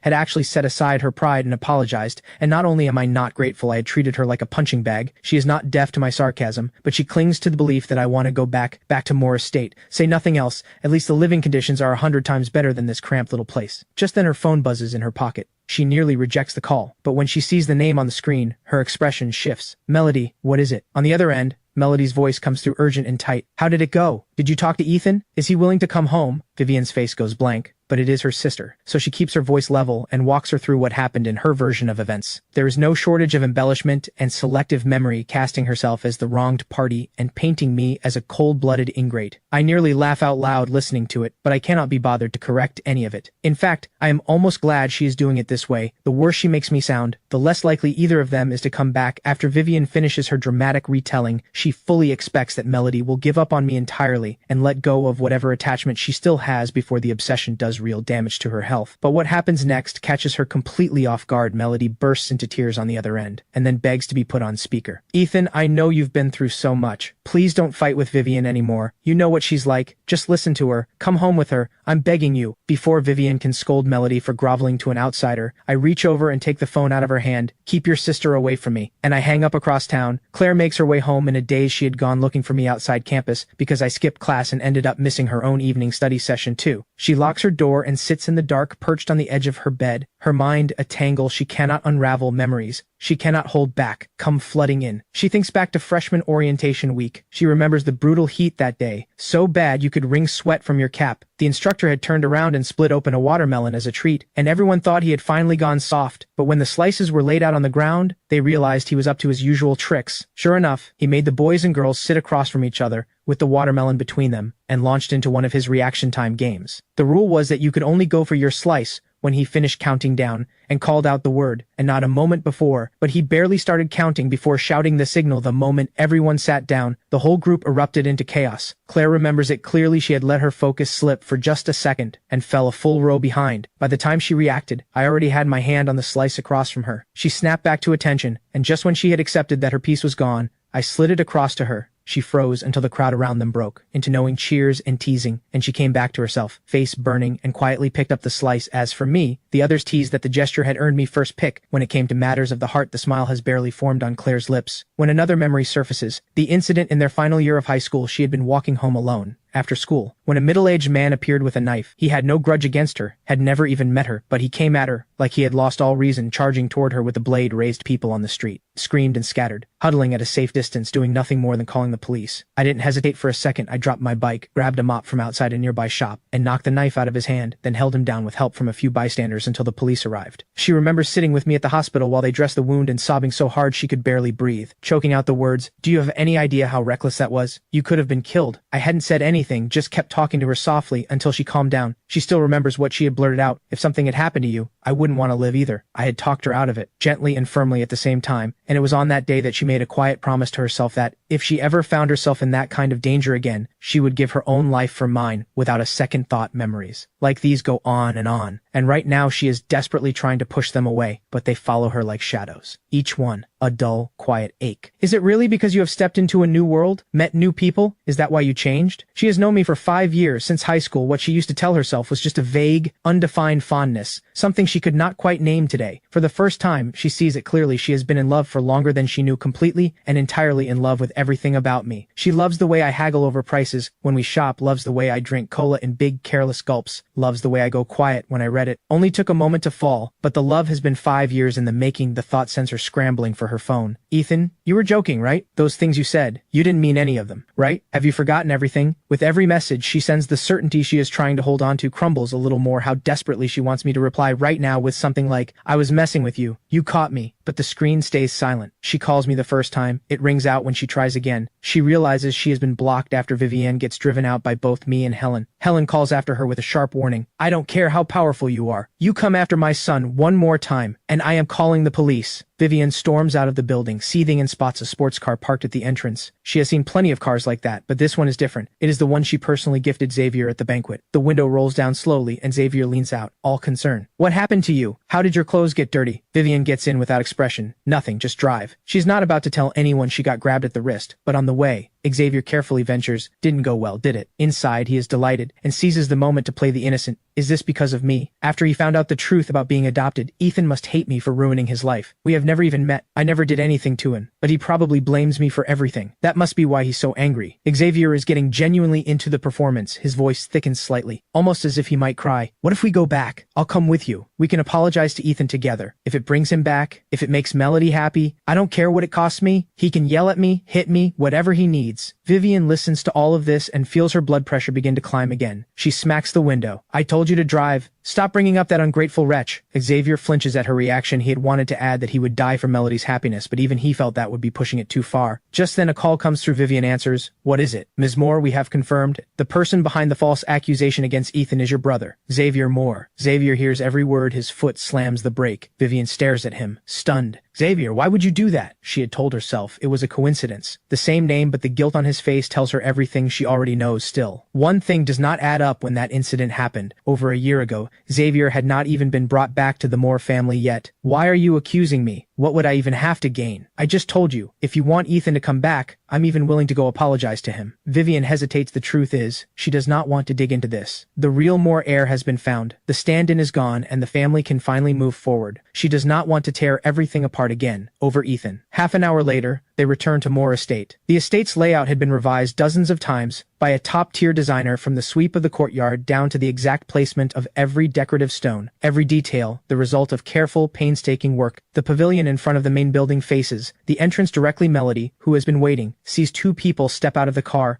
and her face lights up before she can stop it. But as they come closer, and she sees clearly who it is, even though the one returning is her real brother, a flash of disappointment crosses Melody's face, because right now, in this moment, the one she was hoping to see was Ethan. Melody starts to say something, but Vivian raises a hand to cut her off. "Inside. We'll talk inside." The three of them go in together. Melody notices Mrs. Holland sitting in the living room. She already looks deeply uncomfortable, and when she sees Xavier, she begins to shake. Vivian dismisses the other staff, then turns to Mrs. Holland, stone-faced. "You signed a confidentiality agreement. What you did is a betrayal of this household. If I take you to court, everything you have ever earned will not be enough to cover it." Mrs. Holland trembles so hard she can barely stand, and before anyone even asks, she confesses everything. It was Xavier who gave the orders. He had told her to find a girl willing to falsely accuse Ethan of harassment, and the hush money had been transferred by Xavier himself. The words hit Melody like a bolt from above. She cannot make sense of why Xavier would do this. That was over a year ago. How could Xavier have had anything to do with it? But the facts are right in front of her. Melody stops trying to untangle the timeline and turns on Xavier with fury. "Why would you do something so cruel? Do you have any idea what that did to Ethan?" But before she can finish, Vivian slams her palm down on the coffee table. "Enough! Haven't we had enough chaos in this family? Melody, he is your real brother. He went through years of hardship out there. No one looked after him. No one cared for him. Can you not give him a little understanding? Why are you always defending someone who was never even part of this family?" Those words leave Melody stunned into silence. She tries to gather herself and push back, but Butler Hayes quietly intercepts her nearby. Xavier lets out a private sigh of relief. He had braced himself for serious consequences and cannot believe Vivian is letting it go like this. Vivian raises her hand, but in the end does not bring it down. No one is to speak of this again. As far as she is concerned, she has already apologized to Ethan for this. The whole mess was settled long ago, and there is no point in tearing the family apart over someone who was never truly one of them. What matters is that the family lives in peace. As for why Xavier had done it, Vivian has a rough idea. For years, she had been searching for her real brother, tracking down and checking countless adoptive families. About 2 years ago, she had reached out to Xavier's adoptive parents, asking about the boy they had taken in, but something had gone wrong along the way, and it took another year before she got a definitive answer. During that year, she had been in contact with them multiple times before finally confirming that the boy was Xavier. They went through the DNA verification process and brought him home, in all likelihood. During that stretch, Xavier's adoptive parents had told him what was happening. As for his motive, she puts it down to insecurity. Finding out there was someone sitting in his place acting on impulse and doing something foolish. She can understand it. Watching Vivian brush it all aside so easily, Melody suddenly understands a great deal. Vivian's prejudice against Ethan goes all the way to the bone. Ethan had been punished mercilessly over this accusation. In Vivian's version of events, he had been cast as irredeemable. Now Melody finally understands why Ethan refuses to come back under any circumstances. It is all right there, in front of them. Vivian will not even bother to clear Ethan's name, give him back what she took from him. How could he ever want to come back? Melody, go wash your hands, dinner is ready. I'm not hungry, Melody says it flatly and walks away on the way back to her room. Something suddenly strikes her as the false accusation really the only thing Xavier did? The more she thinks about, the more uneasy she becomes in Ethan's final year at Moore Estate. It seemed like trouble followed him constantly. Whatever patience Vivian still had for Ethan was completely exhausted during that year, and it was just days before Xavier came home that she made that cold and final decision. The next morning, staff from the streaming platform show up at the door. They want to film a live stream documentary following a musician's daily life. It is part of the $4 million contract. I am now at the top of the piano world, and combined with the show's existing audience, the moment the stream goes live, the viewer count is already closing in on 10,000. Is this really where Ethan Moore lives? Are they sure they have the right address? They must have the wrong place. This neighborhood looks like a scrapyard. This is where a star lives? Honestly, the earlier episodes of this show were pretty real. Let's not jump to conclusions yet. I push the front door open shortly after having been through a round of online harassment before I know exactly how vicious it can get, so I made sure the apartment is empty today. Just me, no family. The host takes one look at me, and something flickers in his expression. Is this really the piano prodigy who just pulled in $4 million? The young man in front of him is dressed like he got dressed in the dark. A plain crew neck sweatshirt, worn cropped trousers, and a pair of no-name running shoes. The whole outfit probably adds up to less than $30 in all his years hosting this show. Other musicians who dressed casually were still head-to-toe in high-end luxury brands. Some even brought their own stylists. Someone like me is a first. The comment section loses it. Ha!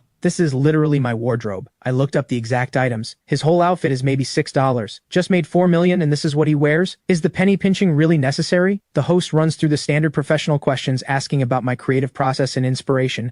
I have a prepared set of answers ready and deliver them smoothly. Nothing to pick apart. Then the segment shifts to everyday life. Ethan, where do you usually have breakfast? I nod, pick up my phone from the table, and lead the host out the door right then. Sharp-eyed viewers in the stream spot something. That phone of his is something else. The model is so old it belongs in a museum. The screen is completely shattered. Where did he even find that thing? The group makes its way out to the street. I had actually planned to splurge a little today, skip the bus and call a car, but when I pull out my phone there is no ride-hailing app installed, and I'm not about to use up my data downloading one, so I lead the crew toward the bus stop. Instead, we have walked straight into the worst of the morning rush. The transit connections in this part of the city are terrible, and every resident in the surrounding area has converged on this one stop. The production crew takes one look at the mass of people and goes completely blank. People squatting, sitting, standing, packed in so tightly it is almost impressive. The host is visibly losing hope, quietly doubting whether he will make it onto the bus at all. Then the crowd stirs as the bus rolls in slowly. Every person waiting hardens their expression and takes on the look of someone prepared to fight their way. On the comment section, explodes, taking the film crew onto a rush hour bus. This man is absolutely one of a kind in the music world. Honestly, I'm becoming more of a fan by the second. Not a trace of celebrity ego on him. He literally could be my broke college roommate. Fortunately, the line I need is not quite as brutal as the others, and the crew manages to squeeze on behind me without catastrophe. The bus lurches forward, stops, lurches again, passengers packed in and jostling like sardines. After 5 stops of being rattled back and forth, the host has gone completely pale, looking close to sick. Fortunately, I get off at the next stop. It is nearly 10 in the morning at this hour. I usually skip breakfast entirely and fold breakfast and lunch into one. The host nods along and gestures for me to lead the way to food, but when he looks around, there is not a single proper restaurant in sight. Just where exactly is Ethan Moore taking them to eat? The answer comes quickly. I walk into a worn-down convenience store. The place is empty. At this hour, it runs around the clock, kept alive by the late-night crowd, and little else. The only reason it has not shut down. It has seen me through more difficult nights than I can count. Seafood noodle cup as always, just boil the water too. The owner, who had been dozing behind the counter, snaps awake when he sees me and greets me with immediate energy. Add a tea, egg, and a sausage for me. Real meat only, not the starch ones. The owner breaks into a wide grin. Well, splurging today, are we? Don't see you going all out like this very often. He gets to work with practiced efficiency, pulls a cup of instant noodles off the shelf, tears open the seasoning packet, and fills it with boiling water, and once the noodles soften, drops in the sausage and tea egg. I scan the code and pay, carry the cup outside, and squat down on the front step to eat. The scene leaves viewers in the live stream completely speechless. Is he seriously doing this for the camera? The act is a bit much, don't you think? What kind of millionaire eats instant noodles on a step for lunch? Did none of you catch the owner's reaction? The man was shocked. He ordered an egg and a sausage. That means he doesn't usually even spring for extras. Still feels staged to me. The contrast is just too absurd to be real. While I eat, the host takes the opportunity to pull up the most frequently asked questions from the audience. Ethan, mind if I ask a few questions from your fans? I swallow a mouthful of noodles and nod. Would you be willing to show your phone to the camera? I pause for a beat, not quite sure what he is after, but I go along with it. 4 million reasons to cooperate when the camera moves in close on the phone. Everyone sees that what viewers had described was, if anything, an understatement. The screen is shattered in a web of cracks, and hitting the power button takes a full 3 seconds to register. Ethan, can you explain this? With your talent, surely you can afford an upgrade? I look down and let out a quiet, private laugh. Diagnosed with late-stage liver cancer at 20. With less than a year left, I stopped caring about things like phones a long time ago. Thrown out by the people who raised me like a stray dog, I had lived inside wealth and been treated as less than nothing. None of that is something I intend to share with the world. I do not want anyone's cheap sympathy. The host senses the shift in my mood and smoothly steers things in a different direction, moving us along to the next part of the shoot, though the on-camera interview steps around it. The internet does not. Two extraordinary piano pieces have emerged. Out of nowhere, my name has been dominating the conversation for days, with over 20 separate trending topics carrying my name as clips from the livestream get shared across every platform. The debate erupts across the entire internet. Who could have imagined that the overnight sensation lives like someone with nothing, crammed onto public buses, squatting on the curb eating instant noodles? Why? Why did the host just drop it halfway? That was terrible interviewing. Deduct his pay. There had been posts going around earlier claiming Ethan was the real brother of Riverdale's wealthiest tycoon. Now that looks like complete nonsense. I've seen footage of that estate. The level of luxury is beyond anything you can picture. Whatever the story is, none of this adds up. This isn't frugal. This is something else entirely. Several rival companies, jealous of the attention I have been getting, spot the trending posts and see an opportunity and immediately hire online trolls to start a smear campaign calling me a miser, money-obsessed someone who pulls in millions and lets his family rot in a falling-apart apartment.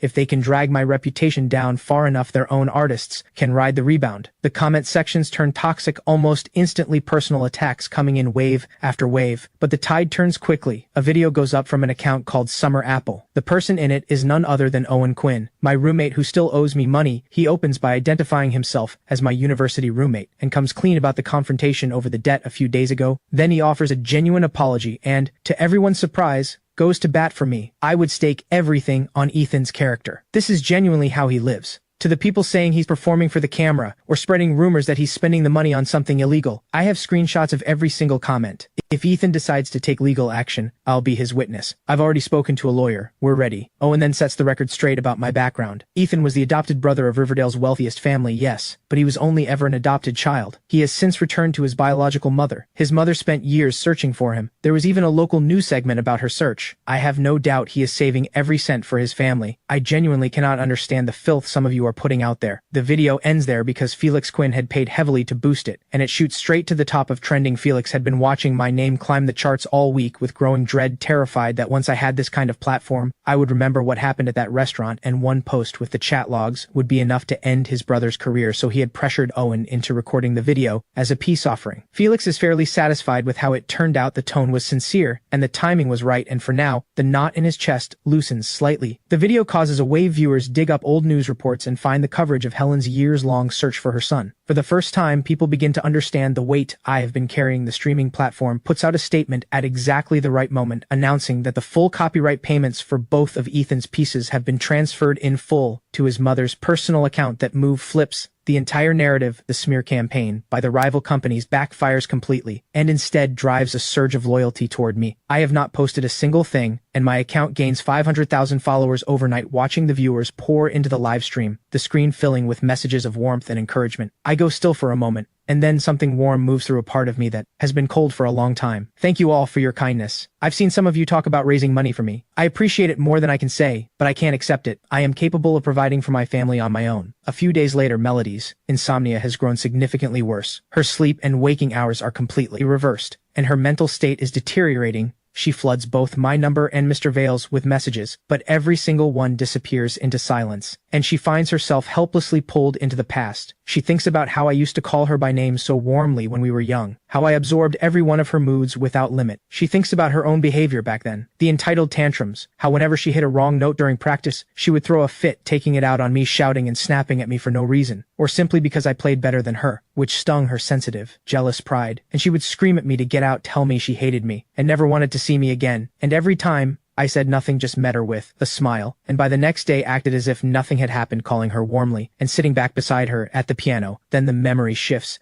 to the day I came to her and apologized on my own. The image cuts into Melody like a blade, and with it comes the devastating certainty that nothing can be undone. Ethan, how did you become so cold? You used to be so gentle. I know I was wrong. Why won't you leave me even the smallest way back? Melody's tears spill over if she had known the truth back then, known that I had gone out in a blizzard to beg her teacher. To give her that chance, she would never have agreed to drive me out. Not for anything she would have fought for me with everything she had, but Melody understands now, with a hollow kind of grief, that even yesterday, when Vivienne had the full truth in front of her, she still refused to clear Ethan's name, and Melody had been too weak to stand against her, and beyond that one four-hands duet performance, Ethan had done countless things for her. In the shadows, things she is only now, after losing him. Beginning to see the thought of it makes Melody shake, as she cries, tears falling without stopping. She wipes her face, roughly grabs her phone, and opens the chat with Mr. Vale. The profile icon is still gray. The longer the silence goes on, the more certain she becomes that Ethan and Mr. Vale are the same person. Her fingers tremble as she scrolls back through the old messages, reading every word of encouragement Mr. Vale had once written to her when her first original song had swept the new music charts across every streaming platform. She had rushed to tell Mr. Vale the news. He had congratulated her, and then delivered a firm warning: one hit is nowhere near enough. If you can't follow it up with a second song and a third, the audience will forget you before you know it. This industry is full of people who burned bright for a moment and then disappeared into the crowd. Melody has achieved everything she set out to achieve, and those words feel more true with every passing year. They also fill her with a terror she cannot shake, the fear that her talent will run dry. She had planned to lock herself away and write, but her mind is a fog. She cannot produce a single chord, and right in the middle of that frustration, she notices a new post has appeared on Mr. Vale's profile, an automatically generated location. Share, no text, just a pin dropped at a hospital. Melody knows that hospital after Vivienne brought up Ethan's malnourishment. Melody had quietly pulled up his medical records, and every single stamp on them was from that same hospital. That confirmation locks everything into place, but the elation lasts only a second before a cold fear seizes her. Why is Ethan at the hospital again? What have they found this time? Melody rushes to the hospital, heart pounding with dread. She finds her way to Dr. Reeves, Ethan's attending physician. Hello, doctor. I'm Ethan Moore's sister. Could you tell me about his condition? Dr. Reeves adjusts his glasses. You say you're his sister. Then why have you never once come with him to a follow-up? He has spent half his life in medicine and has seen every kind of person walk through his door. He has watched more goodbyes than he can count. And over the years, he has come to understand one thing clearly. For patients with terminal illness, the suffering of the mind almost always outlasts the suffering of the body. So when a diagnosis leaves no room for hope out of care for the patient's state of mind, he makes a practice of informing the family first so they can judge, based on what the patient can bear, whether and how to deliver the truth. The reason Dr. Reeves remembers Ethan so clearly is precisely because every single time he came alone. Melody catches something unspoken in his tone, and her stomach drops. Has my brother been diagnosed with something terminal? I'm sorry, that is the patient's private information. If you were truly close to him, why not ask him yourself? Why come to me? Is there anything else I can help you with? If not, please close the door on your way out. There are many patients waiting. Melody has nothing to say to that because he is right. If she had ever shown up as a sister should, why was she not there when he faced that diagnosis? Why does she now not even have the right to ask? She watches the next patient push the door open, and Melody leaves the office in a daze, even though Dr. Reeves said nothing. The dread inside her only grows heavier. The corridor is lined with patients wearing the faces of people carrying bad news, and almost every one of them has a family member sitting beside them. Those clutching their reports with trembling hands are slowly calmed by the quiet voices of the people who love them. The image hits Melody like a fist and twists. If Ethan really did receive a terminal diagnosis, how alone must he have felt, walking out of here with that paper in his hand? No, stop scaring yourself. Ethan is going to be fine. Nothing is going to happen to him. He's only 20. He's so young.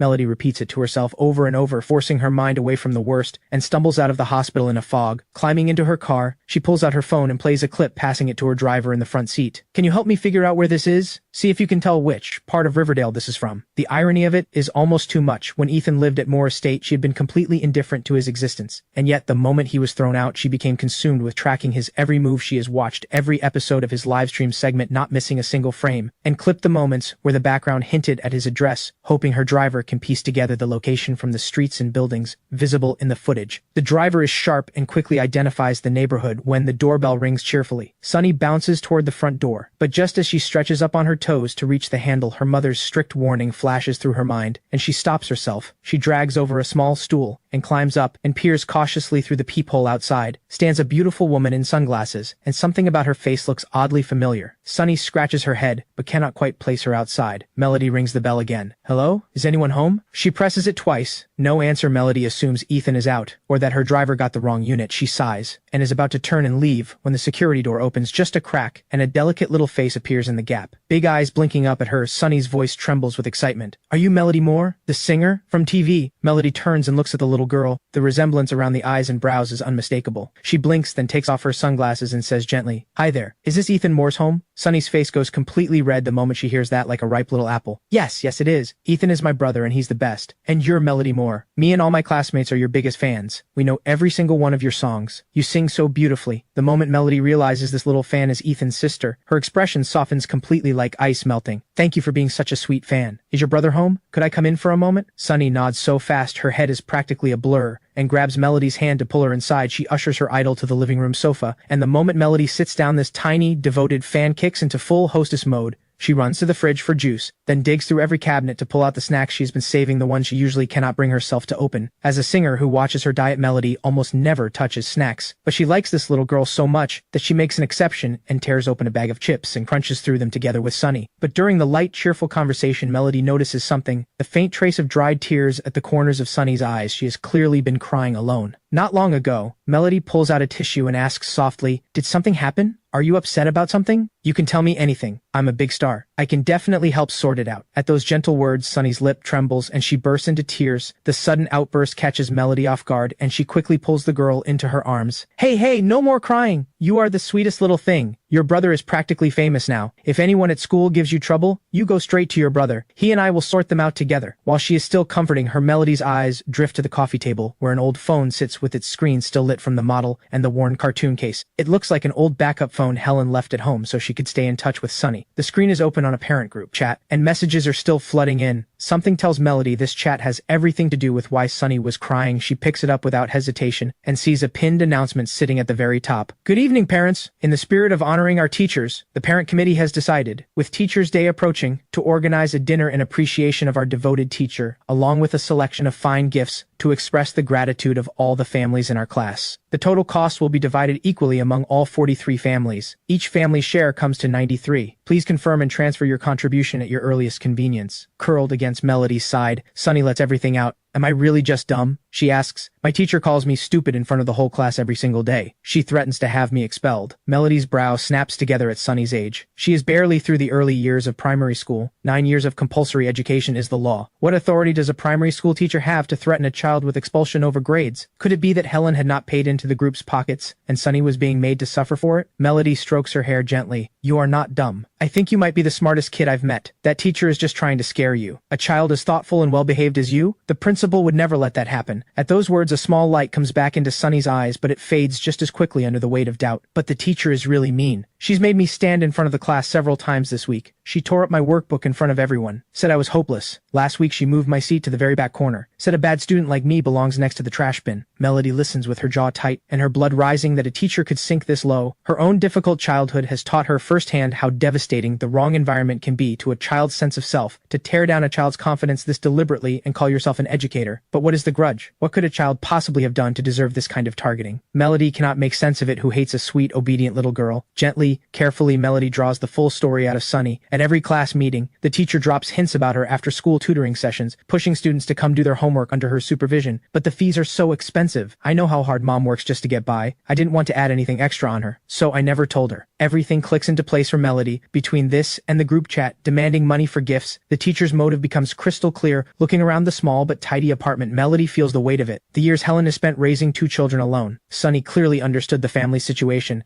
and the poverty had stolen something from her childhood, turning her old before her time. And to make it worse, the teacher's private tutoring business is in open violation of the rules, a serious breach that no one is supposed to cross. She could not openly demand money from parents, so Helen had no idea any of this was happening, and that miserable excuse for an educator had taken it all out on innocent Sunny. "Forget it. Don't be scared. I'm here. Do you know how incredible your brother is right now? He wrote 2 pieces that have taken over the entire music world. A major company paid a fortune for them. He's earning real money now. The next time a teacher treats you badly, you go straight home and tell him. You don't have to suffer in silence. Sunny has no idea what copyright money means, but the boldness of her idol's promise fills her with a warmth she hasn't felt in a while. Melody keeps scrolling through the chat and finds another entry. The homeroom teacher has assigned a bizarre homework task. Parents are supposed to film their children performing a talent. The chat is flooded with videos of kids singing and dancing in front of the camera, parents cheering them on in the background, but Sunny has not submitted anything. Melody does not need to think hard to figure out why Sunny had not wanted to bother Helen, knowing how exhausted she is after work, so she had quietly buried the assignment. How about this? I'll record a four-hands duet with you. Sunny's eyes geo-wide as saucers. You'd actually make a video with me? Melody laughs and nods firmly. Her gaze drifts to the upright piano standing in the corner, and for a moment, she goes still. The piano is polished, the keys clean and bright, completely out of place in this humble little apartment. Sunny scrambles up onto the bench. My brother bought me this for my birthday. Isn't it pretty? I wipe it down every day. Melody walks over and sits beside her. It's beautiful. Your brother really loves you. Sunny picks the song and props up the phone to record. Melody settles her hands and smiles. I'll play the chords lower down and follow your lead. You take the melody. Don't be afraid of making mistakes. Sunny lifts her head with quiet confidence, and a bright, clear melody fills the room. Melody's vision begins to blur in Sunny. She sees herself, the version she was once so proud of, the same slender, delicate fingers, the same soft, pale arms, the same unself-conscious confidence in front of a lens, and the music stirs something buried deep. The memory of the conservatory's brutal selection process surfaces, and the image of what Ethan had gone through to fight for her spot out in a heavy snowstorm, kneeling on the frozen steps of the concert hall, shaking with cold, like someone with nothing left to lose. Are you okay? The piece has ended, but Melody's hands are still hovering over the keys. Frozen Sunny's voice pulls her back. Sorry, I got lost in my thoughts. You played beautifully. You have real talent. But right in the middle of that warmth, Melody's phone starts vibrating like it is trying to escape her pocket. She answers, barely gets out a word,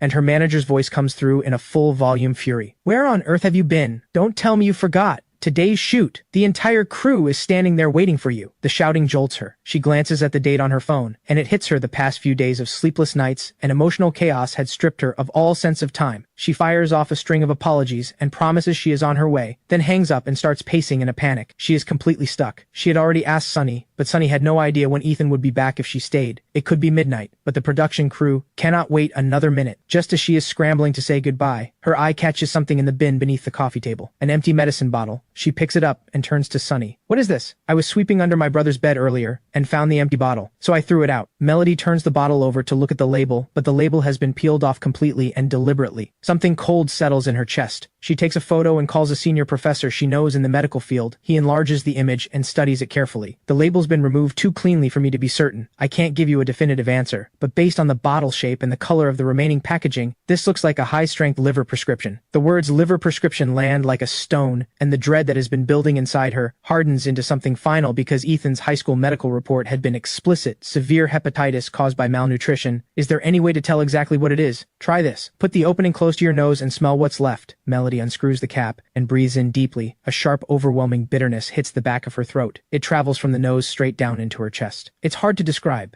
It's complicated, but just smelling it makes my throat feel bitter. Bring the bottle to my lab. I'll run the residue through the instruments and we'll know exactly what it was. Meanwhile, in the editing suite at the streaming platform's Riverdale office, Ethan, what do you think of this cut? Does this version match what you had in mind? The editor pulls up a few highlights from the live stream and turns to me for feedback. I open my mouth to respond when a fierce, clawing itch surges up from deep in my throat and I break into a coughing fit. I cannot hold back. It tears through me like something inside is coming apart. The violence of it frightens everyone in the room. Water. I manage to get the word out and fumble through my pockets with shaking hands. A woman beside me passes me a cup of warm water, and I take it, trembling. I force a handful of suppressants down my throat. Nash Carter stands nearby, his brow deeply furrowed. He wonders if he is imagining things but looking at someone who is only 20. He senses something that does not belong. The heaviness of a life, running out. The color that had flooded into my face during the coughing is fading fast, and what is left tells him this body is in far worse shape than it should be. His eyes fix on the bottle. I am gripping in my fist. The markings have clearly been removed on purpose, but even a blind man could tell this is not a cold remedy. The questions piling up inside Nash Carter grow heavier by the second. Ethan had been a son of one of Riverdale's most powerful families. Without exaggeration, a family with that kind of wealth would have had a private medical team on retainer, regular full-body checkups, premium nutrition management. So how, at barely 20%, has his body deteriorated to this extent? Ethan, are you sure you're all right? The medication takes hold and the coughing eases. I lift my head slowly toward the woman who handed me the water and take in her face properly for the first time. She is tall, over 170, with a striking figure, and her eyes, soft and expressive, are filled with genuine concern, beautiful features, flawless makeup. She is clearly not someone who works behind the scenes. A middle-aged woman steps forward. Ethan, do you follow the singing competition circuit? Sienna here is your #1 fan. When we heard you were in the building, she insisted on coming personally. She'd love to have you perform at the finals. Whatever you name. I have barely caught my breath and my head is still not fully clear, so it takes me a beat longer than it should to connect the stunning woman in front of me with one of the biggest names in the industry. Nash Carter is gesturing frantically from the side, and I finally register just how significant this person is. Her mother is a legendary queen of the music world, and she herself is the reigning rising star. Nash Carter knows how badly I need money for treatment right now, and is doing everything he can to push this deal my way, burning a hole through me with his eyes, willing me to take the bait. Sienna Hart's vocal ability is not the pinnacle of the industry, but the money and connections behind her make her untouchable. One appearance on that stage alongside her, and the fee would be a number most people never see in a lifetime. But nobody expects what happens next. I turn them down flat. The manager's face goes dark. She had lowered herself to come here in person for someone who just arrived on the scene, and he has the nerve to shut the door in their faces. Her pride is on the floor, and her temper is not far behind. The room goes glacial with awkwardness. But Sienna Hart, for all her reputation for being difficult, does not look angry. She waves her stone-faced manager back. It was presumptuous of me to show up without an appointment. If there's ever a chance to work together down the line, I'll have my team reach out through the proper channels. I hope we get a chance to make something together someday. She has barely finished speaking when my throat gives out again, and I break into another fit. This one is not as savage as the last, but Nash Carter looks like he is about to lose his mind, because when I pull my hand away from my mouth, the tissue is stained with dark red. Ethan has coughed up blood in front of everyone. Paired with the colorless paper-white face I am wearing, Nash Carter reaches for his phone to call an ambulance, but I wipe it away like it is nothing, and tell him to put the phone down. I look up at Sienna with red-rimmed eyes. I won't play piano for you, but what if I write you a song? Everything in the room stops, a silence so complete you could hear the air move. Nash Carter's eyes look ready to fall out of his head. He cannot believe what he is hearing. The man just coughed up blood, and his first instinct is not to get into an ambulance but to sit here and write a song for a pop star on the spot. This is insane. Completely reckless. Yes, the industry respects his piano work, but pop songwriting and classical piano are entirely different worlds. He does not believe for a second that someone this young can cross over just like that, and even if by some miracle he does know how to write lyrics and melody, with the kind of industry network Sienna's mother commands, there is no producer in the world. She cannot get on the phone. Why would she settle for something dashed off in a moment? The reality arrives like a gust that knocks him sideways. Sienna had been turning to leave, but she stops, and a wide, unguarded smile breaks across her face. You'd really write something specifically for me? I nod, pale as paper, borrow a pen from someone beside me, and bear down through the searing pain deep in my liver, scrawling and sketching across the page. Sienna, watching from beside me, notices something is wrong. She sees the sweat beading across my forehead. Ethan, you don't look well. If you really can't push through this, we can always reschedule. I'm fine, give me 20 minutes. 20 minutes later, I hand the pages to Sienna. See if the style feels right to you. Sienna takes the pages and goes completely still. Nash Carter shakes his head internally. This is going to be a disaster. He supposes it is understandable. 20 minutes written through pain. What can you realistically expect? But Sienna does not move and does not speak because she is completely floored. She cannot begin to explain how someone this young could produce, in 20 minutes, a melody this carefully constructed, and lyrics this beautiful and direct. She holds back the tremor in her voice and hums the opening bars against the score, and the melody locks perfectly into the words. She realizes she has just walked into the best thing she will ever find. How I wish I could ask you again. Will you wait or will you go? On that windy day, I reached for your hand, but the rain came down so hard I lost sight of you. This is a chart-topping single without question. As Sienna keeps going, sinking deeper into the song, the shock on her face gives way to something closer to euphoria. By the time she reaches the chorus, she takes back every dismissive thought she had allowed herself. This is not just a good song. This is the kind of song that sweeps awards.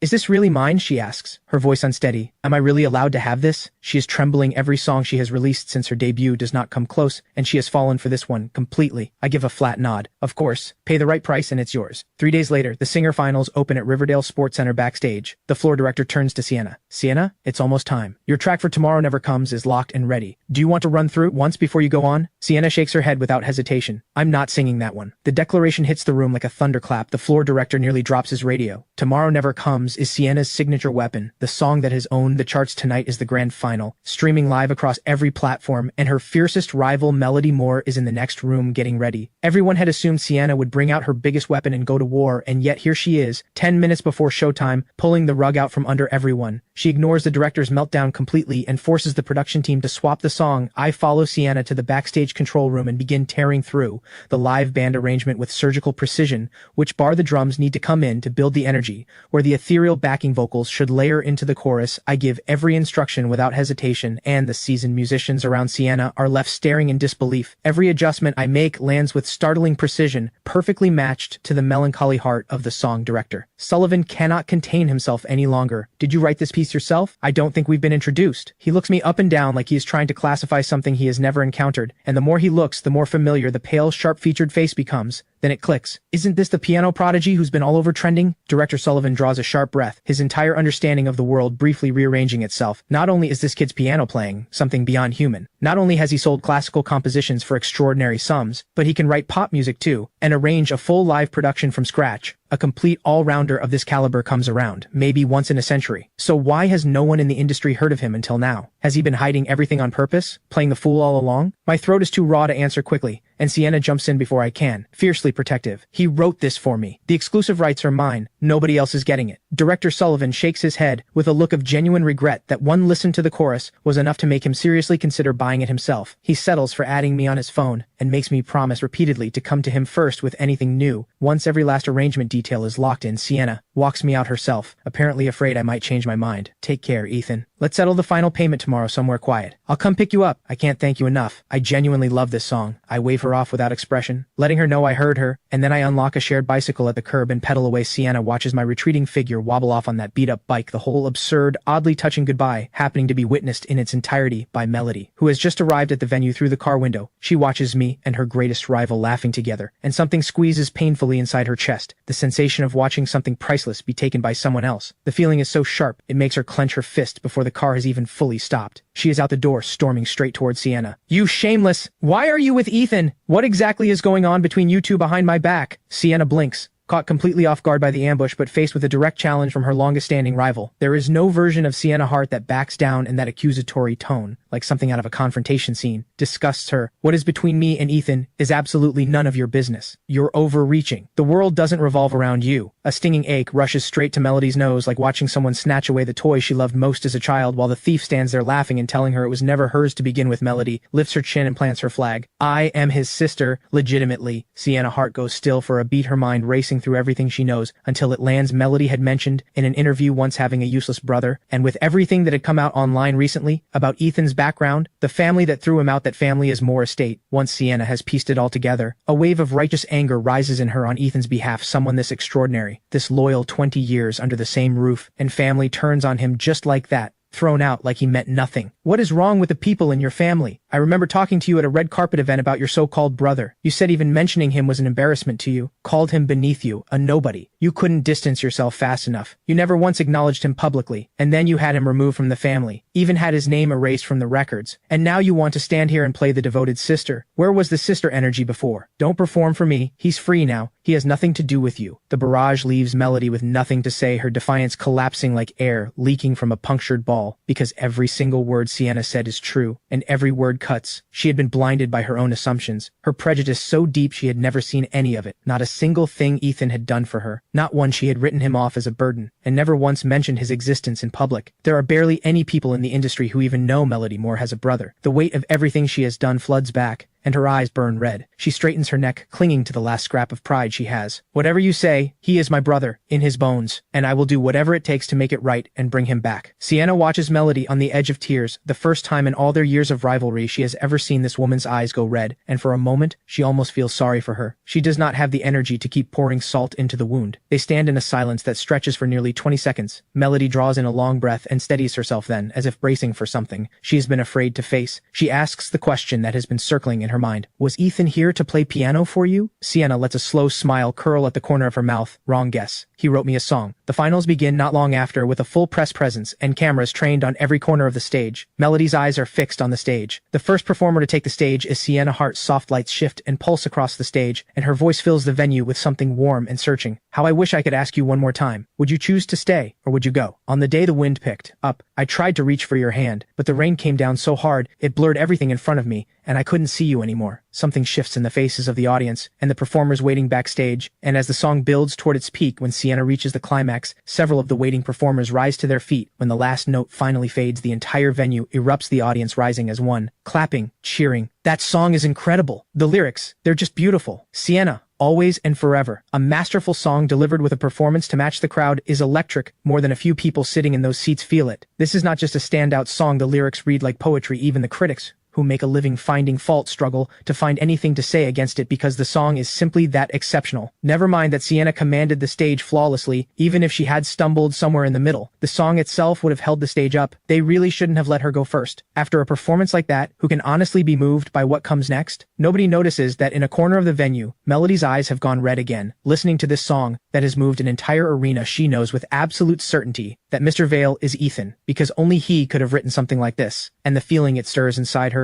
is something she cannot put into words. Every achievement she wears carries his shadow in it somewhere. All those songs she sang, that he had written, every one of them a chart topper, and all that time he had stayed behind the curtain, giving every last bit of the light to her. The thought is too much, and her tears fall like beads from a broken string. If she hadn't lost the one who had always been beside her, the one who loved her without condition, every word of praise raining down on Sienna tonight, and Sunny Day itself, all of it would have been hers. The lights are blazing on center stage, and when Melody takes the stage, the applause that greets her does not stop. Some of her most devoted fans are calling her name at the top of their lungs. They have watched her transform from someone overlooked into the reigning queen she is today, and so many of them see pieces of themselves in her journey, but none of them have ever stopped to wonder how she got here. They have simply assumed that Melody Moore built all of this on her own, but the woman standing on that stage right now is somewhere else entirely. She is thinking of the encouragement Ethan gave her over the years of the competition, where she was eliminated in the very first round, cut without mercy, and how he had written a song specifically for her to tell her that when she felt like stopping, she should not. In the audience, people sit up straighter. Many of them are expecting her to surpass what came before, hoping she will outshine Sienna, but it becomes clear quite quickly that they have hoped for too much. The song Melody performs tonight is one she released months ago. The performance is visibly affected by everything weighing on her, small imperfections that most would miss, but the trained ear catches, and like the others, it offers no surprise. Even her longtime fans are not flooding the stream the way they usually do with the word champion. The votes are tallied quickly, and 10 minutes later, Director Sullivan steps forward and announces that the winner is Sienna Hart for her performance of Sunny Day. The moment the words leave his mouth, the stage belongs entirely to Sienna, and she drinks in every cheer, every wave of applause. Melody walks out of the venue like a ghost, because all of this, every bit of it, used to be hers. Vivian and Xavier had come to the venue. It's okay. You're still incredible. Whatever anyone says out there, I'm behind you. Always. The words reach her, and something warm stirs briefly, but right at that moment, a middle-aged man bursts out from somewhere in the venue, wild-eyed and frantic, screaming, I traveled all this way and paid for a ticket, and this is what you give me? He does not get anywhere near Melody before security has him pinned, but Melody sees something that quietly devastates her. In the instant the man lunged, Xavier had instinctively stepped to the side. The look on Melody's face goes hollow. Ethan would not have moved. Vivian drives Melody home, then heads out with Xavier to purchase a car, a Rolls-Royce, picked out for Melody when they happen to cross paths with me on the street. A sleek, extraordinarily expensive car pulls up and blocks my way, coming to a full stop right in front of me. Vivian and Xavier step out. Vivian has decided this is the moment for Xavier to apologize to me, to put that old matter to rest so she can stop thinking about it. A flicker of contempt crosses Xavier's eyes. First, he finds the idea of speaking to someone like me beneath him, but if this apology keeps me away from Moore Estate for good, he decides the performance is worth it. About what I did, the false accusation, that was wrong of me. I had reasons I couldn't explain at the time. I made a foolish mistake in a moment of weakness. If you could find it in yourself to let it go, you can yell at me, hit me, whatever you need. And the others, they hope. He does not get to finish. I shove him hard. He staggers and nearly goes down, the color draining from his face, his body instinctively pulling inward. Vivian steps in front of Xavier immediately. What do you think you're doing? Have I been too lenient with you? The swiftness of it has genuinely stunned her, an outsider, raising his hand against one of them. Don't blame him. He has every right to be angry. This is my fault, all of it. Xavier steadies himself and puts on his most pitiful face, which only makes Vivian angrier. At me, look at yourself, pushing people around. It's embarrassing. Who could possibly warm to someone who behaves like this? Apologize to your brother right now. She is back in her lecturing posture, and I look at her the way you look at someone who has lost the plot entirely. I give her the flattest, most unimpressed look I have. Ms. Moore, you never liked me much when I was behaving either. And are you deaf? Xavier himself said I could hit him if I wanted. So what exactly are you jumping in for? Vivian is so furious she can barely breathe, but she cannot find a single word to use against me. Back when I lived at Moore Estate, I had done whatever they wanted and never fought back, and they had resented me anyway. And because of the prejudice she had always carried, she had not exactly been gentle with me herself. I understand you feel wronged, but you cannot go around shoving people. That kind of behavior is unacceptable. I cannot be bothered to argue further, so I get back on my bicycle and ride the fact that I am simply leaving in rages. Vivian further, stop, right now. If you ride away from here today, don't ever expect me to acknowledge you as family again. She delivers this in full fury, and I pause on the bicycle, which makes Vivian's pulse slow slightly, but what happens next drives her fingernails so deep into her palm she nearly draws blood. I raise my middle finger at her, without turning around, and cycle away without looking back once across the city. Claire has been watching the finals online. The praise for Sienna Hart is overwhelming beyond the admiration for the performance itself, and the astonishment at the quality of the song. There is one trending topic that carries a different kind of energy: Sienna Hart and the piano prodigy. An unusually close dynamic photographs of them walking into the venue side by side, and Sienna personally walking him to the door on the way out. The reason this topic caught fire is the photos attached below shot from a particular angle. They appear to be standing nearly pressed together as they enter. The second photo shows Sienna with a radiant smile waving goodbye to me. Claire looks at Sienna's poised, beautiful face in the photograph and remembers something I once said to her, and every last beautiful thing she had been holding on to seems to crack at once. Then she sees the official release images: Sienna standing quietly on stage, lit by several beams that fall perfectly on her, her gown catching the light beautifully, and down below, me and a few others with headphones, watching the rehearsal with full concentration. The comments under these photos are already piling up. The most liked comment is only 2 words: perfect match. Further down, someone claiming to have inside information walks through the entire story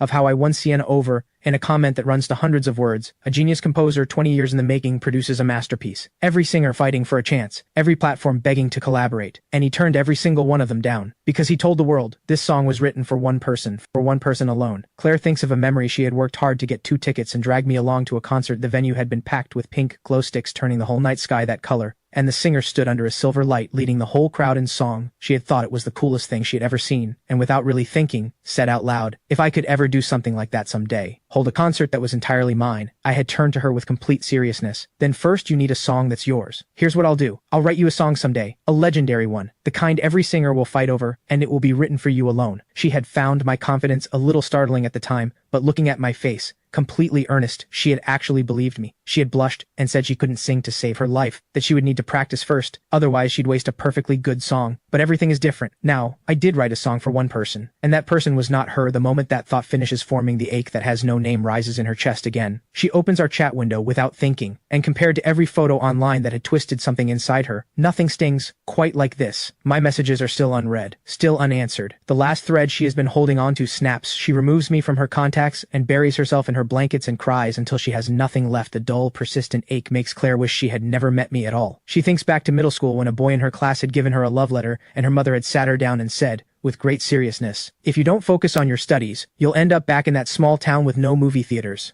The kind of place the artist you love would never set foot in. Claire had taken every word of it to heart and treated the idea of early romance like poison. She had torn the letter apart in front of that boy, and from that point on kept a deliberate distance from everyone until she met me in the life plan Claire had quietly built for herself. She would stay single until her career was stable, and then, at the right age, through a well-meaning introduction from someone in the family, she would find someone steady and dependable. But I had made her careful in a way she hadn't expected, suddenly conscious of how she looked, pulled toward the desire to answer every message, to keep the conversation going, experiencing for the first time the anxious, consuming fear of losing something. Even now, even in this moment, Claire can still feel how beautiful it was, like standing in the middle of spring, pink and white petals, drifting past the window and settling somewhere inside. But my sudden coldness, the way I left without a word, turned all of that beauty into something that burns. Why? The tears come again, sliding down without her permission, and somewhere deep in her chest, a faint thread of something like anger surfaces. Why give her something this good and then destroy it so completely without warning? The next day I meet Sienna Hart at a coffee shop to discuss the final terms for Sunny Day. Ethan, I do want the full buyout genuinely, but I think you already know that signing it this way means leaving a lot of money on the table. 2 or 3 years of royalties alone could far exceed what you'd get from a one-time buyout. She wants to keep working together, and before they put pen to paper she has laid out the full picture. Honestly, I shake my head gently. 2 years, 3 years, it's all too long for me. I can't wait that long. Sienna goes, still can't wait. As far as she knows, even after being pushed out of Moore Estate, I had just sold 2 piano compositions I was sitting on over $4 million, so why couldn't I wait 2 or 3 years? Was the need for money really that urgent? Let's just sign. This is my decision. And right at that moment, I catch sight of the person I most want to see and most dread. Seeing Claire's face is pale, and something sharp and sudden drives straight through my chest. She speaks with the owner of the coffee shop for a moment and then puts on a staff apron. I cannot hold myself back. I have never once seen Claire take on a part-time job, and I go to her immediately, keeping my voice low. Is something wrong? Are you in some kind of trouble? I can lend you money if you need it. I stop myself, remembering how deeply her pride runs, and quickly soften my approach at the sound of my voice. Claire's whole body goes still for just a breath. Then she catches sight of Sienna Hart not far behind me, and in her mind the image assembles itself. The two of us laughing, close, easy, and every feeling she has been holding down for days breaks free. Stay away from me. I don't need you involving yourself in my life. The force of it sends me stumbling hard to the ground. Sienna rushes over and helps me up. Cold sweat has broken out across my forehead, and staying upright takes more effort than it should, but I keep insisting over and over that I am fine, that I just lost my footing, that it was my own fault. When Claire sees me hit the ground, something in her own body flinches. She had once sat beside me in a hospital after a fight with a stranger in the street, and vowed that next time she would be the one to protect me without hesitation, and yet she has just pushed me to the ground with her own hands. Her instinct is to go to me, but Sienna has already beaten her to it. Claire's eyes burn red as she shoves through the door and runs back at the table. Sienna cannot hold back. Ethan, are you actually all right? Is there some kind of misunderstanding between you two? She has already pieced together that we were something more than friends couples argue. It happens. I wave her off and try to speak, but my throat seizes and a dry cough escapes before I can stop it. This time Sienna sees the blood on the tissue clearly. We're going to the hospital. Now. I had a deflection ready, but the coughing comes back harder, and this time the entire tissue comes away. Red Sienna does not wait for permission. Her phone is already in her hand, dialing emergency services. I stop her by telling her the truth. The doctor diagnosed me with a terminal illness, told me to eat well, rest well, and spend whatever time I have left doing what I want, so I don't leave with regrets. The words hit Sienna like a physical weight, and her hand freezes in midair, the phone still in her grip. Then everything clicks into place for her. Why I had said 2 years, 3 years. I can't wait. And thinking back on everything that has happened to me, thrown out of the only home I had known for 20 years, and then handed this by fate on top of it all, she wants to say something, anything, even if it changes nothing, but something else surfaces in her mind. That girl just now, was she angry because of you? If so, you should go explain things to her. I shake my head slowly. It's my fault. I hurt her. After I got the diagnosis, I ended things. I was the one who brought it up. A long silence follows. She understands the reasoning but cannot fully agree with it, choosing to end a relationship because you have less than a year left, so that the other person can live their life freely. Most people would understand that, but she had watched Claire's reaction just now, and it was unmistakably clear that Claire knows nothing about the illness, which means I had kept it from her deliberately. Why would you hide it from her? What was the reason? In the beginning, when we first started spending time together, I could sense something guarded in her. Hard to name. Over time, as she opened up more, she shared things she'd buried for a long time. Because of something that happened in her family. She had hurt herself once, and there was a time I was in hospital after an injury, and she held my hand and told me, if you die, I won't keep living either. I know people say things like that and don't always mean them literally, but I have a feeling about her that I can't shake. This cafe, it's not one of yours, is it? I'm asking you to quietly keep an eye on her for me, and find out why she suddenly took a job here. One more thing, I need you to keep my condition completely confidential. That's why I told you everything. Sienna gives her word, and she means it. The whole tangled story leaves her with an ache she was not expecting, but from a different angle she finds herself quietly envying what exists between us, having grown up inside the entertainment industry from childhood. She has always rolled her eyes at the idea of true love. Sienna drives me home herself, and they pull up just as Melody is arriving. What are you doing here? Melody says, looking at Sienna. Then her eyes land on the blood staining my collar. Where did that blood come from? Are you hurt? She reaches toward my collar to look more closely, and I step back instinctively. Haven't I made myself clear enough? Why do you keep showing up here like this? At those words, Melody's eyes fill instantly. How can you talk to me like that? Ethan, I genuinely care about your health. Well, isn't that something? What exactly is this kind of care worth, this late? I collapsed so many times under that roof. No one came, and I survived just fine on my own, didn't I? Every word lands with a barb, and Melody feels each one like a sharp pain spreading through her chest. Because it is true, she had never once genuinely checked on me. All those times I had gone alone for checkups she is only finding out about. Let me take you for a full checkup right now. Even Sienna, standing nearby, cannot watch this without feeling something. From the few cold, clipped exchanges she has witnessed, she can tell that Ethan's years at Moore Estate were probably spent living like a servant, and quite possibly worse than one, because if a member of the household staff had collapsed, even the Moore sisters would have offered some passing concern, but they had never once paid attention to Ethan's health. If they had arranged a thorough checkup even a few years earlier, his condition might never have reached this point. He might have been like any other young person living out a full and healthy life, but it is too late for any of that. His countdown has less than a year left on it, and only now, at this point, do they think to care. What good does any of it do? There was a time when hearing these words, feeling this concern would have made me curl up under a blanket and smile for days, but now everything is too late. I pull my hand away from Melody's grip with a sharp jerk. Get away from me. How can you speak to me so coldly? I'm begging you. Please, just come with me to the hospital. She has not finished speaking when I collapse without warning. The sudden fall sends Melody into a panic. She freezes completely at a loss. What are you standing there for? Get him into the car. Hospital. Now. Sienna's anger on my behalf is genuine. Someone this good saddled with sisters, this cold and indifferent on the way to the hospital. Melody's thoughts are in complete chaos, and whenever she has been faced with sudden panic like this, her instinct has always been to turn to Vivian. First, she fumbles for her phone and dials Vivian. Vivian speaks first. I was just about to call you. Where have you been? Get back here. Xavier says he needs to talk to you about something. Melody's voice breaks as she speaks. I went to find Ethan. Why would you go all that way for that ungrateful wretch? I have told you countless times, stay away from him. Do you know he shoved Xavier yesterday? Stay away from someone like that. It's not safe. Her tone softens slightly as she continues. Melody, are you crying? Come home and tell me everything. I'll sort it out for you. Ethan was fine one moment, and then he just collapsed. He's burning up. It's terrifying. I'm taking him to the hospital right now. If they find something serious, I'm genuinely terrified right now. Terrified that I might not even get the chance to make things right. There is a noticeable pause on Vivian's end. As the words settle and her voice softens a fraction more. Stop catastrophizing. He's young. It's probably nothing serious. Skip too many meals. Low blood sugar. At worst, that old hepatitis has flared up a little. A few days in hospital with a drip and he'll be fine. And even if, worst case scenario, something does come up, what does that have to do with our family? Stop spiraling on your own. The car pulls up at the hospital and Melody hangs up. The doctor who examined me comes out to meet her. You're the family member? Once he wakes up, you can take him home to rest. A burst of relief floods through Melody at those words. So there's nothing seriously wrong with him? The doctor gives her an odd look. Something about this family member strikes him as strange. Has your brother never mentioned his condition to you? He was just here last week for a follow-up. I've reviewed his latest results thoroughly. There is no need for further hospitalization. No further tests are necessary. Just take him home and make sure he stays in good spirits. It may help slow the progression, even if only slightly. With every word the doctor speaks, Melody feels as though a hand is closing around her throat. Her legs give out beneath her,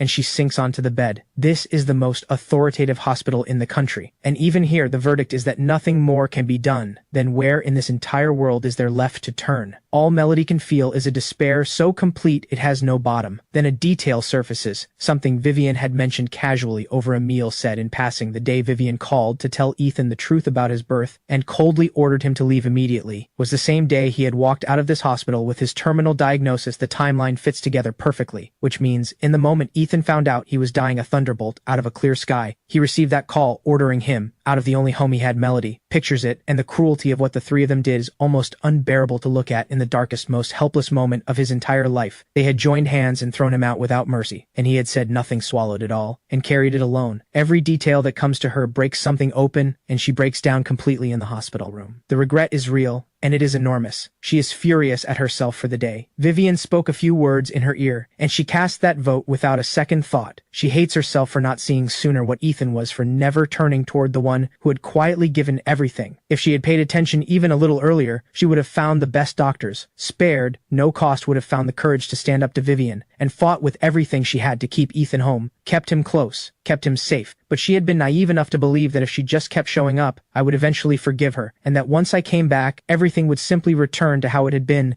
those evenings playing piano together in the fading light. But the reality in front of her is brutal grief, so acute it blurs everything she looks at, and her mind unravels into fragments, images cycling through like a lantern spinning in the dark. She remembers holding my hand, looking up at the stars together in the summer breeze. She remembers the times I had stepped in front of her without thinking of myself. Everything she has built, every achievement she wears, was built on Ethan's willingness to stay hidden, to let the applause and the glory pass over him in the dark, and give every chance to shine to her instead. Song after song going viral. She had made it to the biggest music award stage she had ever dreamed of. And after her speech, the press had swarmed around her. One sharp entertainment outlet had asked what had driven her to where she stood today, and who was the person she most wanted to thank. She had thanked many people with grace and composure, and from the stage she had spotted me standing in the crowd, and seeing how plainly and poorly I was dressed, she had felt embarrassed to be associated with me, so she had not mentioned me once the sharp-eyed outlet noticed and pressed her. There are rumors online that you have a brother who grew up with you, who has been quietly sitting beside you at the piano since you were both very young. Do you have nothing to say to him on a night like this? But Melody had believed, completely and without question, that everything she had achieved had nothing to do with me, and so she had answered with 2 words, flat and dismissive, no one. But I, standing in that crowd, had not looked hurt. I had been smiling for her,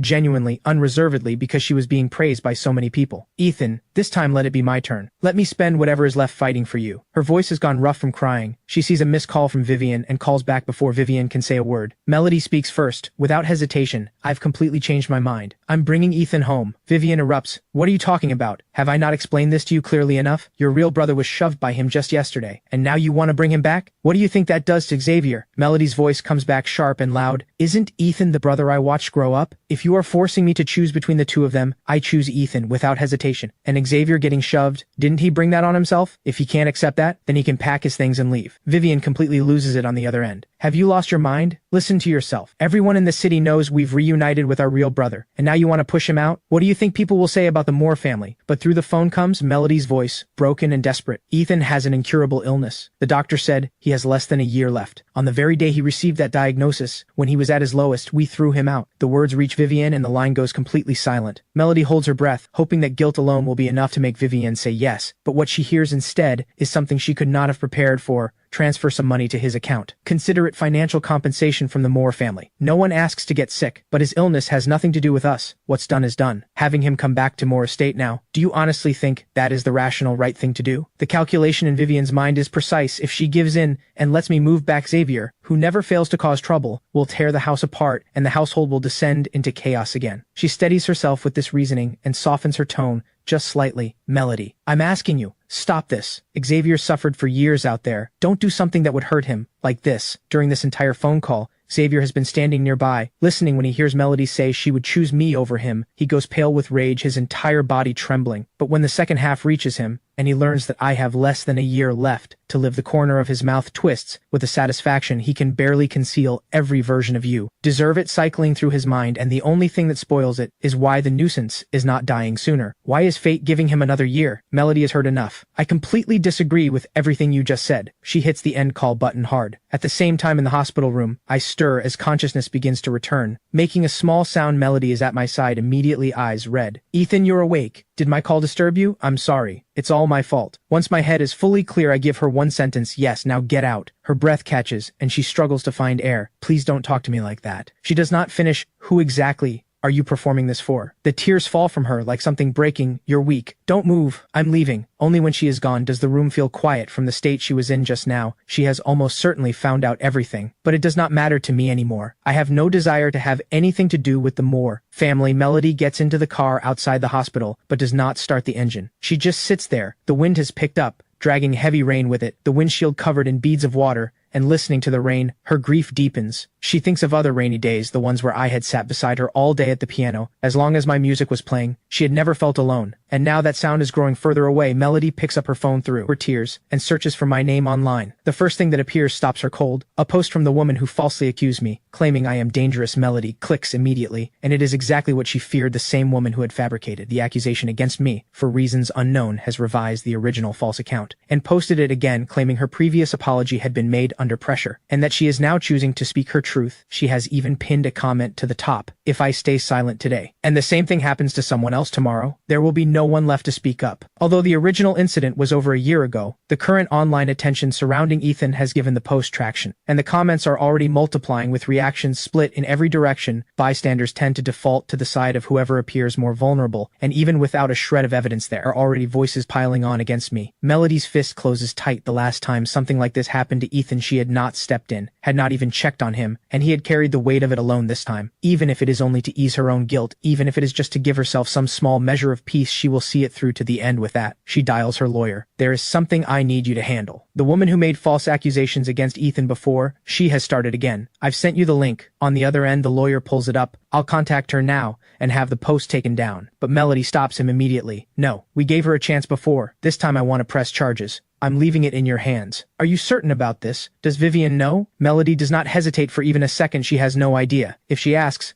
tell her this was my decision. The lawyer goes quiet for a moment. Have the sisters fallen out? But since Melody has made herself clear, he has no reason to hesitate. This shouldn't be a difficult case. I collected a significant amount of evidence back then. Vivian said she wanted it handled quietly at the time. so none of it was ever used. This time we can use all of it. Everything. Hearing this, a thought surfaces. Xavier was the one who had put that woman up to it. If the case goes to court, would Xavier get pulled in too? But she pushes the thought aside quickly. So what if he does? He chose to do this to Ethan. Whatever comes his way, he brought it on himself across town. The woman in question is sitting back with a self-satisfied look, lounging comfortably on her sofa. She had almost forgotten the whole thing. But over the past few days, she had watched the person she falsely accused suddenly go viral, and an idea had taken shape. She had decided to use the old accusation as leverage and squeeze some money out of me. Her reasoning was simple: people with money don't care about small amounts. Last time the whole thing had blown up and ended with nothing more than an apology, so the reward far outweighed the risk. But I had not responded the way she expected. I had sent back a single word: get lost. The more she thought about it, the angrier she got, so she had dug up the old fabricated post, revised it, and published it again today. Her expectation was that before long I would reach out and beg her to take it down, because nobody with a following doesn't care about their reputation, especially someone with as many fans as me. She had settled in front of the television to wait. Half an hour later, the doorbell rings. She assumes it is a food delivery and goes to answer it, but 2 police officers are standing outside. You are the person who goes by this name, correct? She blinks and nods slowly. Here is the situation. You published a post online this morning. Someone has come forward with evidence that the content is fabricated. We need you to come with us for questioning. She stands there, completely frozen. It's illegal to post online now? If the content is fabricated and it damages another person's reputation and the view count crosses a certain threshold, then yes, it may constitute a criminal offense. Cold sweat breaks out across her. Instantly, she grabs her phone in a panic and sees that the post's view count has multiplied several times over in the past half hour. Her legs go weak with fright and she sinks straight to the floor. Half an hour later, inside the police station, the lawyer watches her walk in and rises with a pleasant smile. We meet again. Recognizing him, she stops struggling and deflates. The post may have been somewhat exaggerated. Can I just do what I did last time? Delete it and apologize? The lawyer lets out a quiet laugh, and that sound alone makes her stomach drop. Since you've admitted the content was false, let me be straightforward with you. The post has already exceeded 1 million views. We will be proceeding with formal charges. The gravity of the situation hits her, and she turns to the officer beside her and whispers, what happens if the defamation is considered serious? The answer breaks her on the spot. If the other party refuses to drop the charges, a custodial sentence is very likely. Then why didn't anyone tell me sooner? I posted at 9 this morning. Why is he only coming to me now? He must have seen it hours ago. He deliberately waited until the views went up and then came after me. Isn't that entrapment? You should be going after him, not me. The lawyer offers no response. The law is the law, and evidence speaks louder than excuses. No amount of complaining changes anything. Though if he is honest, he does feel a small flicker of sympathy when Melody had called him and he had pulled up the post. It already had significant traction, but if his client wants to press charges, he will do exactly that. The officer steps in. None of that matters right now. Cases like this are typically dropped if the complainant withdraws. If you can obtain their forgiveness and they agree to withdraw, you'll be in the clear. A thread of hope surfaces in her. She is about to offer a verbal apology, but quickly realizes that will not be enough. After all, she had tried apologizing before and been ignored, so she takes a breath and calls her father, afraid of being scolded. She gives him a carefully softened version of events. 10 minutes later, her parents burst through the door, furious because of the way she had framed it. They believe the lawyer has been threatening their daughter, and their anger tips over the edge. Then, when the lawyer flatly states that no apology will be accepted, the couple decides. Their daughter is finished and lunges forward. The room descends into complete chaos. The 2 officers in the room cannot contain it. Other officers on duty hear the commotion and rush in before order is restored. The lawyer, having taken a minor hit in the scuffle, stares blankly as he is helped to his feet. He has one quiet thought: they are absolutely, unmistakably related on my end. After speaking with Dr. Reeves, I leave with a prescription for medication to help prevent sudden collapses. None of it is covered by insurance. $20,000 a bottle. After writing the prescription, Dr. Reeves explains why he had not prescribed these before. They do nothing to slow the illness itself, and for most families, the cost alone would be devastating, so he does not recommend them as a matter of course. I ask a follow-up question. If money were no object, what options would there be? Dr. Reeves actually has an answer: injections, running into the millions per dose, a cutting-edge cellular therapy team working from a fully customized treatment protocol with daily costs calculated in the millions and the odds of success vanishingly small. At best, it offers the very wealthy one final sliver of psychological comfort. In the end, Dr. Reeves tells me quietly to take in the world and live well. I thank him and walk out of the hospital. The sound of rain follows me, my feet finding puddles in the uneven pavement, and a tiredness settles over me. Unlike anything I have felt before, something that has been pulled taut inside me for a long time finally snaps, and the exhaustion floods in. I had thought I had made peace with it, but standing here, I realize I have let go of nothing. Sunny still plays hopscotch in front of me, still burrows into my arms and calls me her brother. Helen cries whenever she notices I am not. Well, I have only just found a real home and learned what it feels like to want things. I have found someone I love completely, and all of it could be taken from me at any moment. Mom, I don't want to die like this. I crouch down on the wet ground and fall apart. The grief that has been buried at the very bottom of me rises past every barrier I built and spreads when it passes. I pick up my umbrella, stand up, and keep walking toward home. At the intersection, a traffic officer is still directing the flow of cars. No matter how completely a person falls apart, the city keeps moving. Meanwhile, at Moore Estate, a single offhand comment from Xavier about wanting something different to eat has sent Butler Hayes scrambling to redo the entire menu. He rushes to have the kitchen draft a new one from scratch, sourcing different ingredients, then coordinating with 2 more household staff to fulfill Xavier's additional request, switching the entire table setting from Chinese to Western style. Hours of work from everyone involved, and the meal is finally on the table just in time. Xavier surveys the perfectly prepared beef in front of him and gives a satisfied nod. More than the quality of the food itself, it is the feeling of being waited on like this that he savors most. He opens a bottle of champagne, pours himself a glass. To you, Vivian. Xavier lifts his glass and turns his smile toward Melody across the table, but his hand is trembling slightly as he holds it up. Melody acts as though she heard nothing, cutting her steak in a daze. Vivian gives a quiet cough beside her. Melody, Xavier is speaking to you. Melody finally speaks. Other than having that woman make false accusations against Ethan, is there anything else you did to hurt him? Xavier's face freezes and his voice takes on a faint, aggrieved thickness. Why would you say something like that to me? What I did before was wrong, I admit that, but that was the only time. If you don't believe me, I'll go to the station right now and prove it. Melody listens and responds with a cold smile. Then go ahead, call them. Vivian slaps the table. Enough. Stop this. Calling the police to investigate. Do you want to destroy what's left of this family's reputation? The Moore sisters forcing their own brother to prove his innocence to the police. If that gets out, we will never hear the end of it. Melody almost laughs. Wasn't Ethan her brother too? Hadn't Vivian forced him to prove himself back then? But Vivian's priority has always been the Moore name, and she would never in 1,000 years allow police to come investigate her own household. So Xavier had known that when he made his offer,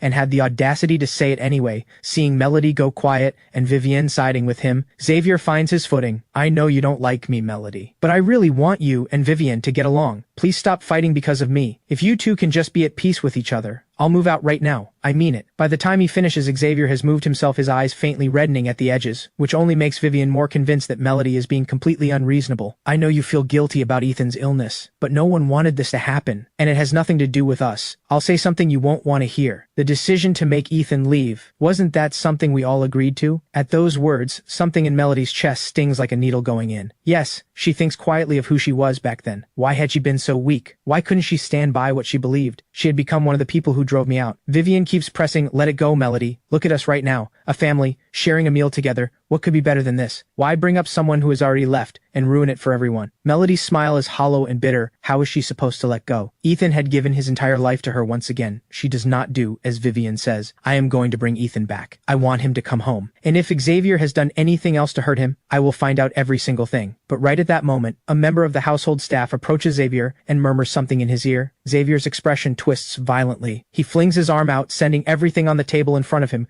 crashing to the floor. Wine splashes across the ground. Butler Hayes lets out a heavy sigh from where he stands. It looks like there is more work ahead. Vivian startles visibly. Xavier, what is wrong with you? Xavier's eyes have gone red, and he points directly at Melody. Why did you send a lawyer after her? Why are you having her charged? If she names me as the one who put her up to it, what happens then? Did you think about that for even 1 second? Melody has known all along that Xavier was performing, and seeing his real face emerge now, she almost laughs. What happens? Whatever the law says happens. If you get pulled into it, didn't you bring that on yourself? When you decided to do what you did, did you think it through then? Vivian watches the two of them erupt and feels completely lost. It takes her a while to piece together what is happening. She calls over the staff member who had spoken to Xavier, and what she hears confirms what she already suspected. It goes back to the false accusation against Ethan. But she has to stand with Xavier because he is her real brother. Before their parents died, they had made it clear the Moore name must not be allowed to fade this generation, must hold on to the family's wealth and reputation all these years. Vivian has carried those words close to protect the prosperity of the Moore family. She has done many things that went against her own conscience, each one compounding on the last like a snowball rolling downhill, and the more she does, the heavier it becomes. But she has no choice but to keep going, and so, with the family's survival always at the front of her mind, after her real brother disappeared, she had brought an adopted son into the Moore household to fill the gap, but because Ethan did not carry Moore blood, no matter what he did, Vivian could not change the way she saw him. could not rid herself of the deep-seated aversion she felt. And so Ethan had lived in this household for over a decade, like someone at the bottom of the hierarchy. Whatever feeling Vivian had ever shown toward him was never really family love. It was closer to the attachment one develops for a pet, something that grows from years of simply coexisting. So between Ethan and Xavier, there is no comparison in Vivian's mind for the Moore name, and for the continuation of the Moore line, she will always stand with Xavier back at the table. Melody's words have left Xavier red-faced. The thought of being implicated, of facing actual consequences, and Melody's threat to remove him from the house turns Xavier's fury rapidly into something darker, but he does not dare direct it openly at Melody, afraid of how Vivian would react, so he turns it on the room instead, grabbing and smashing things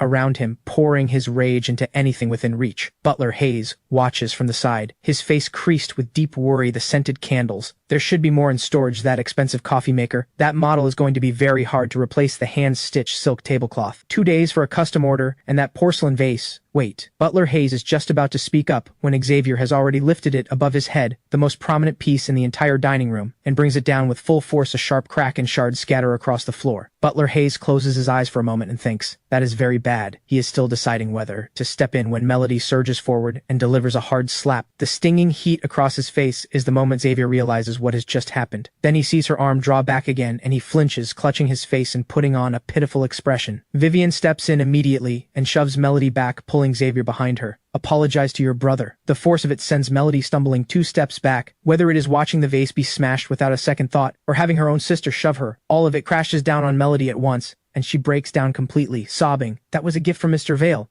Don't stop me." But Vivian does not move. "Melody, how long are you going to keep this up? Do you really think he meant to break it? I'll have Hayes buy you 10 just like it tomorrow. Now apologize to your brother. Right now. I am not joking." Seeing the Xavier forces out a couple of tears. "I'm so sorry, Melody. I had no idea that vase meant so much to you. It was all my fault. I deserve to be hit." Vivian casts a pained look at Xavier's reddened cheek, then steps forward and grabs Melody firmly by the wrist, pulling hard. "He is your real brother." Melody does not react in time, but her body instinctively pulls back, loses its footing, and she falls to the floor. Vivian sees it, and a flicker of panic crosses her face. "Melody, I didn't mean to. Get up, please. Come on." The hand she offers is slapped away. "Either he leaves or I do." Melody looks at Xavier with nothing but contempt. That vase was from Mr. Vale, the only gift Ethan had ever given her, and possibly the last one he ever will. That thought breaks her open all over again. Every birthday she has had, there had always been something from Ethan, carefully prepared, and she had never once treated it as anything. Vivian hears those words, and something in her nearly gives way too, a shimmer of tears rising in her eyes. "Melody, why do you have to say things like this? He is your brother. You are his sister." Xavier, also on the floor, can no longer hide the venom in his eyes. He resents that I am still alive, clinging to one more year. Why am I not dying right now? He resents Melody for taking the side of an outsider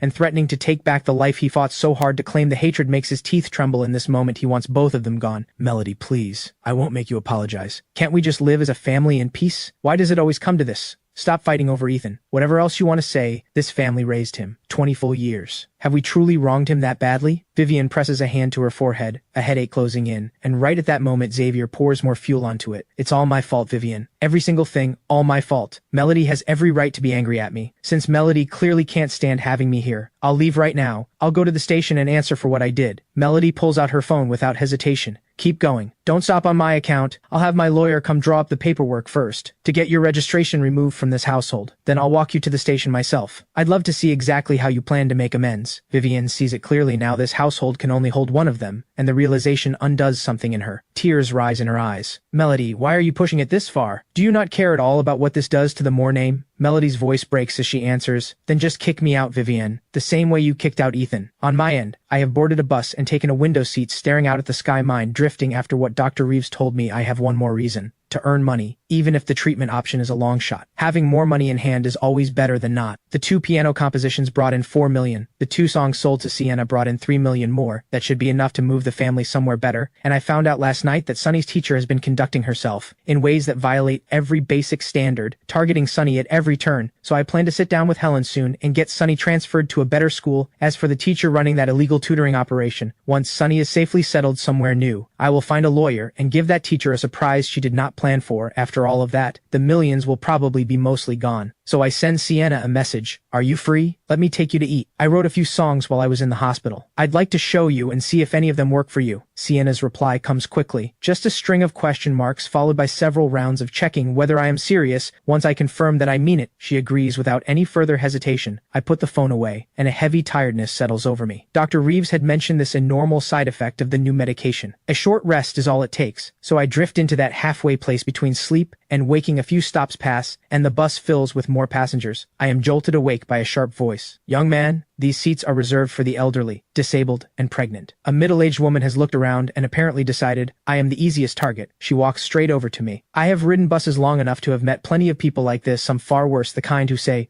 refusing to give up your seat is a moral failure. If she were genuinely elderly, that would be one thing, but she looks to be barely past 40. Does that really qualify? When I appear to ignore her completely, she immediately escalates. I'm talking to you. Are you deaf or sick or what? I'm telling you, I have a senior citizen card. This seat is rightfully mine. I reach into my bag and pull out the report I had printed at the hospital and hand it to her. I have late-stage liver cancer. I just regained consciousness. I came straight from the hospital. She takes the report on instinct, and then those words reach her and it lands like a blow to the chest. A wave of self-reproach follows immediately, after others nearby have heard it too, and their eyes shift to her with quiet judgment. But she cannot bring herself to apologize, pride getting in the way, so she simply moves to the side and goes silent. When the bus reaches my stop, I get off through the window. She watches me walk away, coughing weakly with each step, and the urge to slap herself rises. Unbidden. What is wrong with me? I arrive at a lively outdoor food stall, order a spread of food, and sit down to wait for Sienna. 20 minutes later, her car pulls up at the curb. A sports car worth more than most people earn in a lifetime, and the woman who steps out, wearing sunglasses that do nothing to hide who she is, draws immediate stares from everyone nearby. Sienna spots me waving and makes her way over. When she gets there, she sees the small plastic stool waiting for her, and after a beat of visible hesitation, she sits down, having already seen me ride off on a shared bicycle. She had already guessed that I would not be taking her anywhere upscale, but this is still a level below what she had imagined. She glances at the stall next door, where flies are circling above the ingredients, and someone accustomed to clean, well-lit dining finds this genuinely difficult to sit with. She quietly prepares herself to eat nothing. Ethan, are you all right now? I'm fine. Got some new medication. Shouldn't be collapsing like that again, though the medicine is quite expensive. So here I am, trying to earn more. Sienna stares at him for a moment. She gets the distinct impression that I had decided I needed money first, and then sat down and wrote the songs. If that is actually how it happened, the talent is genuinely terrifying good. You scared me when you collapsed like that. Her curiosity about the songs takes over. Ethan, where are these songs? Right at that moment, the owner brings out everything I ordered. I scoop myself a bowl of fried rice, then fill one for Sienna to the brim and press it down firmly with the spoon. I've worked out the ideas already. I was writing while I waited for you. Not finished yet, though. Eat first. Sienna looks at the bowl of fried rice, and her expression becomes visibly awkward. Out of politeness, she accepts it with both hands and says thank you, but has absolutely no intention of touching it. I shovel down 2 large mouthfuls, then pick up a pen and keep writing, alternating between scribbling and eating, and somehow,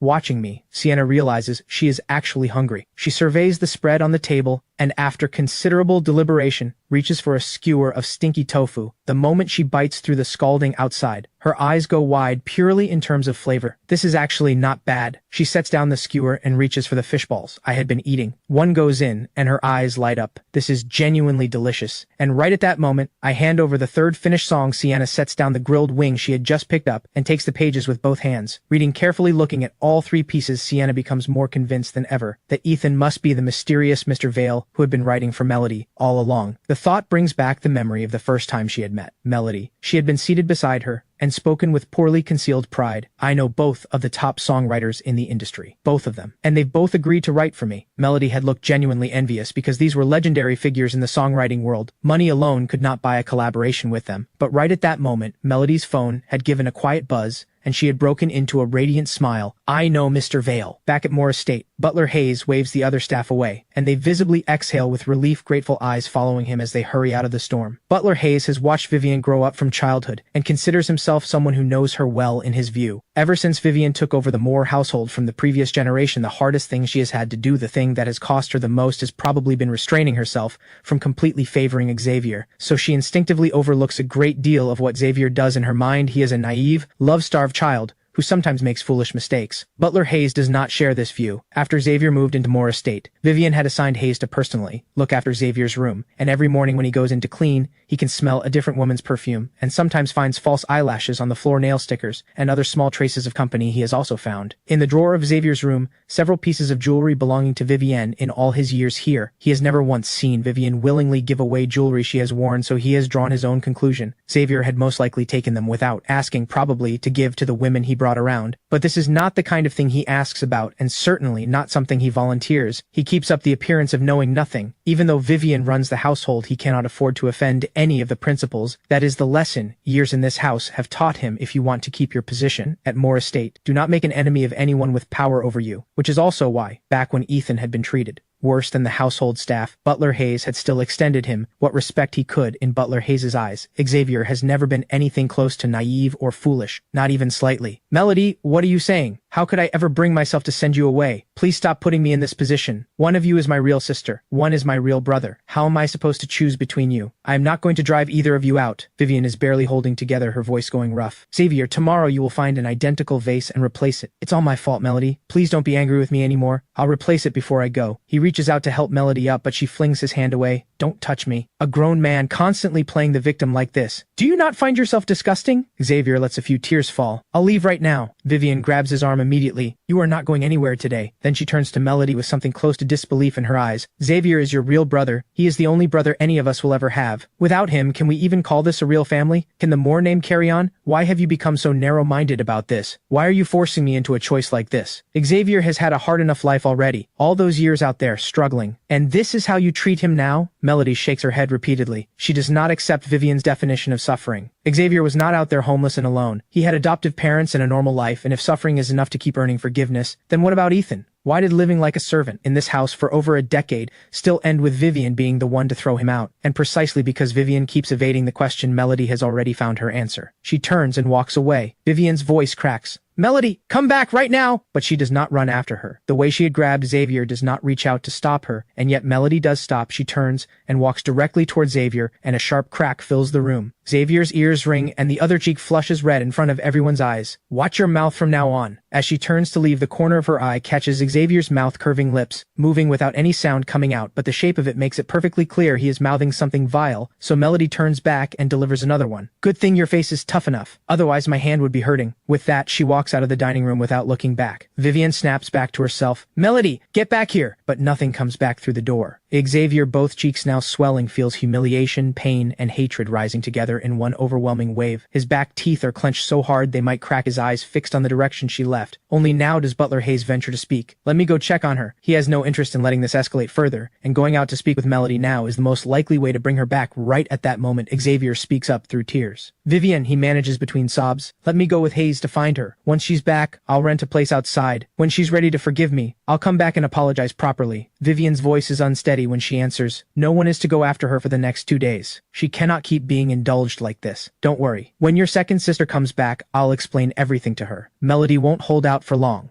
She might well come back on her own tomorrow. Xavier opens his mouth to add something, but Vivian cuts him off with a wave. Deal with the situation involving that woman first. Don't worry, it's nothing we can't handle. In Vivian's mind, this is a matter of one phone call, but when she reaches the lawyer, she finds out otherwise. This can't be settled quietly the way it was before. Last time went smoothly, because Ethan was still part of the Moore household. I had a brief word with him at the time, conveyed that Vivian wanted the matter dropped, and that was why he chose not to pursue it. As for now, Ethan has left the Moore family. On what grounds am I supposed to talk him out of anything? Not long ago, the lawyer had helped the Moore family have my household registration removed, and he has drawn the obvious conclusion that the split is complete, which is why he speaks so plainly. Vivienne is completely thrown. She had nearly forgotten that the right to press charges lies entirely with me, and she also suspects that even the easygoing version of Ethan from before would pursue this, let alone who he is now. I'll be in touch later. First, I'll take Xavier and go see Ethan in person. See if there's any way to convince him not to move forward. She knows from recent experience that persuading me is far from easy, so she sees no point in sending the lawyer to try the call. Leaves Xavier's face dark. Setting aside the fact that I have already left a mark on him, psychologically, he is now expected to bow his head to the person he despises most, the one he would cheerfully see gone from this world. The very thought of it turns his stomach. Butler Hayes, standing nearby, is exhausted just watching this unfold from where he stands, sending these two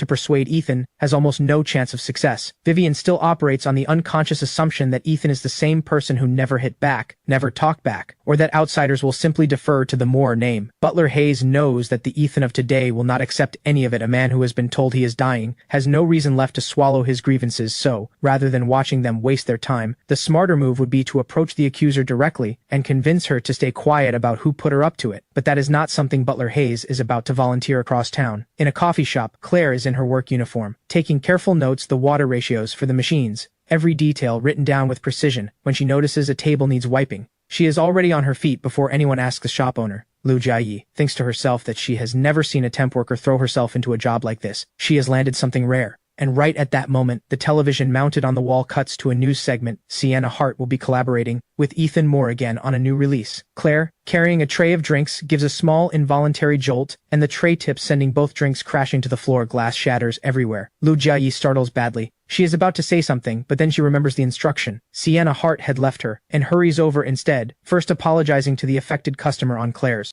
behalf, then sending another staff member to clean up while she steers Claire away to the staff room once the door closes. Claire starts to apologize, but Lu Jiayi speaks first. You've clearly been running yourself into the ground. Go look at yourself in a mirror. You don't look well at all. Here's what we'll do. You're going to leave early today. Go home and get some proper rest. When Claire hears this, she assumes she is being let go, and although she desperately needs this job right now after a mistake this serious, she cannot bring herself to ask to stay. But Lu Jiayi seems to pick up on something and asks carefully, keeping her voice low, "Are you going through something difficult right now? Is it a money problem? I can advance you this month's pay if that would help." Meanwhile, at Moore Estate, Vivian finishes her makeup and gets ready to leave for a meeting at one of her portfolio companies, an important one she cannot miss. Find me a necklace. It's in the cabinet at the very back, sitting on a black velvet pad. A while later, "Are you sure it's in the cabinet next to it? I've checked every single one. It's not there." The words stop Vivian cold. She goes completely still, and then she sees it, the empty velvet pad behind the glass. Whatever calm she had managed to rebuild collapses completely. The necklace is not worth a fortune, but it carries a significance to her beyond its monetary value. And what genuinely shocks her is that someone under this roof would steal from her. She calls Butler Hayes immediately. What Vivian does not notice is that Xavier, at the far end of the corridor, has seen everything, and his expression shifts into barely concealed panic. On any other occasion, Xavier would not be this rattled. He might even own up to it and take the scolding. But right now, he genuinely cannot afford to lose Vivian's trust or her willingness to shield him. So he turns and hurries back to his room. 10 minutes later, Vivian tells Butler Hayes, who has come at a run, "A valuable necklace of mine has gone missing. I need you to find out what happened. Find out who took it." Butler Hayes pauses and the answer comes to him almost at once, but he does not say Xavier's room. That would be too direct and would reveal that he had known something all along. He is just about to suggest checking the corridor footage when Xavier's voice comes from behind him. "Hayes, what kind of operation are you running here? You can't even keep track of a handful of staff? And now one of them has stolen my sister's necklace. I noticed some of them acting suspiciously earlier. My guess is it's somewhere in the staff quarters in the north wing." Butler Hayes nearly loses his composure. He genuinely wants to say, "Keep performing like this, and I will tell her everything," but he swallows it. "This reflects a failure in my oversight. I sincerely apologize. I will search the staff rooms immediately." He has also made a quiet decision. If Xavier has planted the necklace in one of the staff rooms to frame one of them, then he will review the security footage afterward and hand it directly to Vivian. They make their way to the north wing under Butler Hayes' direction. The household staff line up outside their respective rooms, waiting to be searched one by one. Just as Vivian is about to step into the first room, she glances at the staircase beside her, and something surfaces in her mind, perhaps to confirm the answer already forming there. She has Butler Hayes accompany her down the stairs, and they come once more to the room where I used to live. The moment she steps inside, the same damp cold hits her because Hayes had cleared it out after her last visit. The room looks bare and hollow, having personally sorted through everything in here. Butler Hayes notices immediately that something has been disturbed. A thought comes to him at once. Sure enough, following the signs of disturbance, he finds the necklace tucked into the gap beneath the mattress. Butler Hayes thinks to himself that Xavier was actually quite clever this time. If he had hidden it in a staff member's room, the staff's denials and protests might have prompted Vivian to keep digging. But Ethan has been completely removed from this household. No matter how heavy the accusation placed on him, he has no way to defend himself. And in Vivian's mind, Ethan is exactly the kind of person she could believe would do this. She will simply assume that he was the one who took it 6 years ago.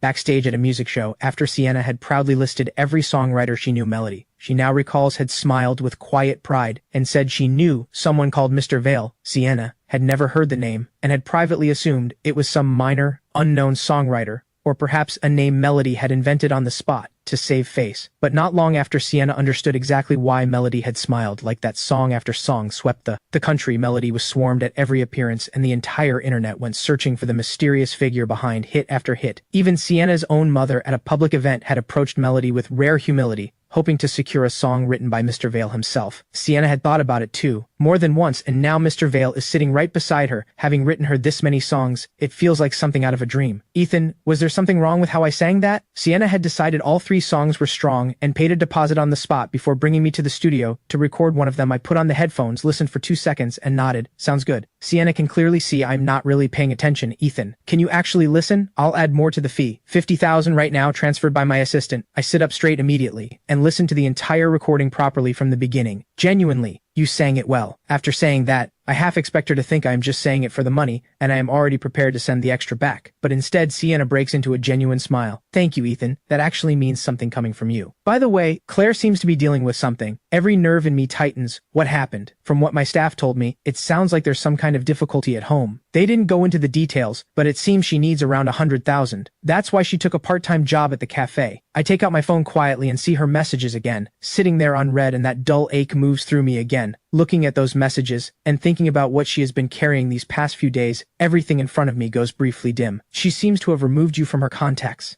Sienna notices I am reaching for the transfer screen and says it gently. I go still, and the reality of it settles fully. Claire and I are truly done. I am not sure why, but a memory of a film we watched together surfaces. I look at Sienna with something I cannot keep off my face. Can you do something for me? Find a way to get 100,000 to her? Sienna hears him out and agrees without hesitation. On the other side of the city, Melody drives with no destination in mind. Hours later, something in her settles and she pulls over. The streetlights along the narrow road have come on, casting a warm amber glow. Melody walks alone, her shadow stretching long behind her. A radio broadcast she catches along the way brings back another memory. After she had made her proud little remark about knowing Mr. Vale, she and Sienna had walked out of the venue together. Melody had watched Sienna's parents step out of their car and pull their daughter into a warm embrace, and something complicated had moved across her face. She had wished, quietly, that Vivian would come for her too. Right at that moment, I had come walking up with a bicycle, calling her name. Too slow. I've already called a driver. Just go on ahead. She had said it and immediately turned away, waving me off. Thinking back on that now, Melody shakes her head slowly and murmurs to no one, "How could you look down on him like that? What gave you the right? He was willing to give you his entire life, and this is how you treated him." Melody's eyes slowly fill, grief spreading through her like something spilling. How could she have been that person? The brother who loved her most. How much had he quietly endured? Her pocket buzzes. Melody takes out her phone and looks at the screen and answers on the other end. Vivian's voice carries both concern and reproach.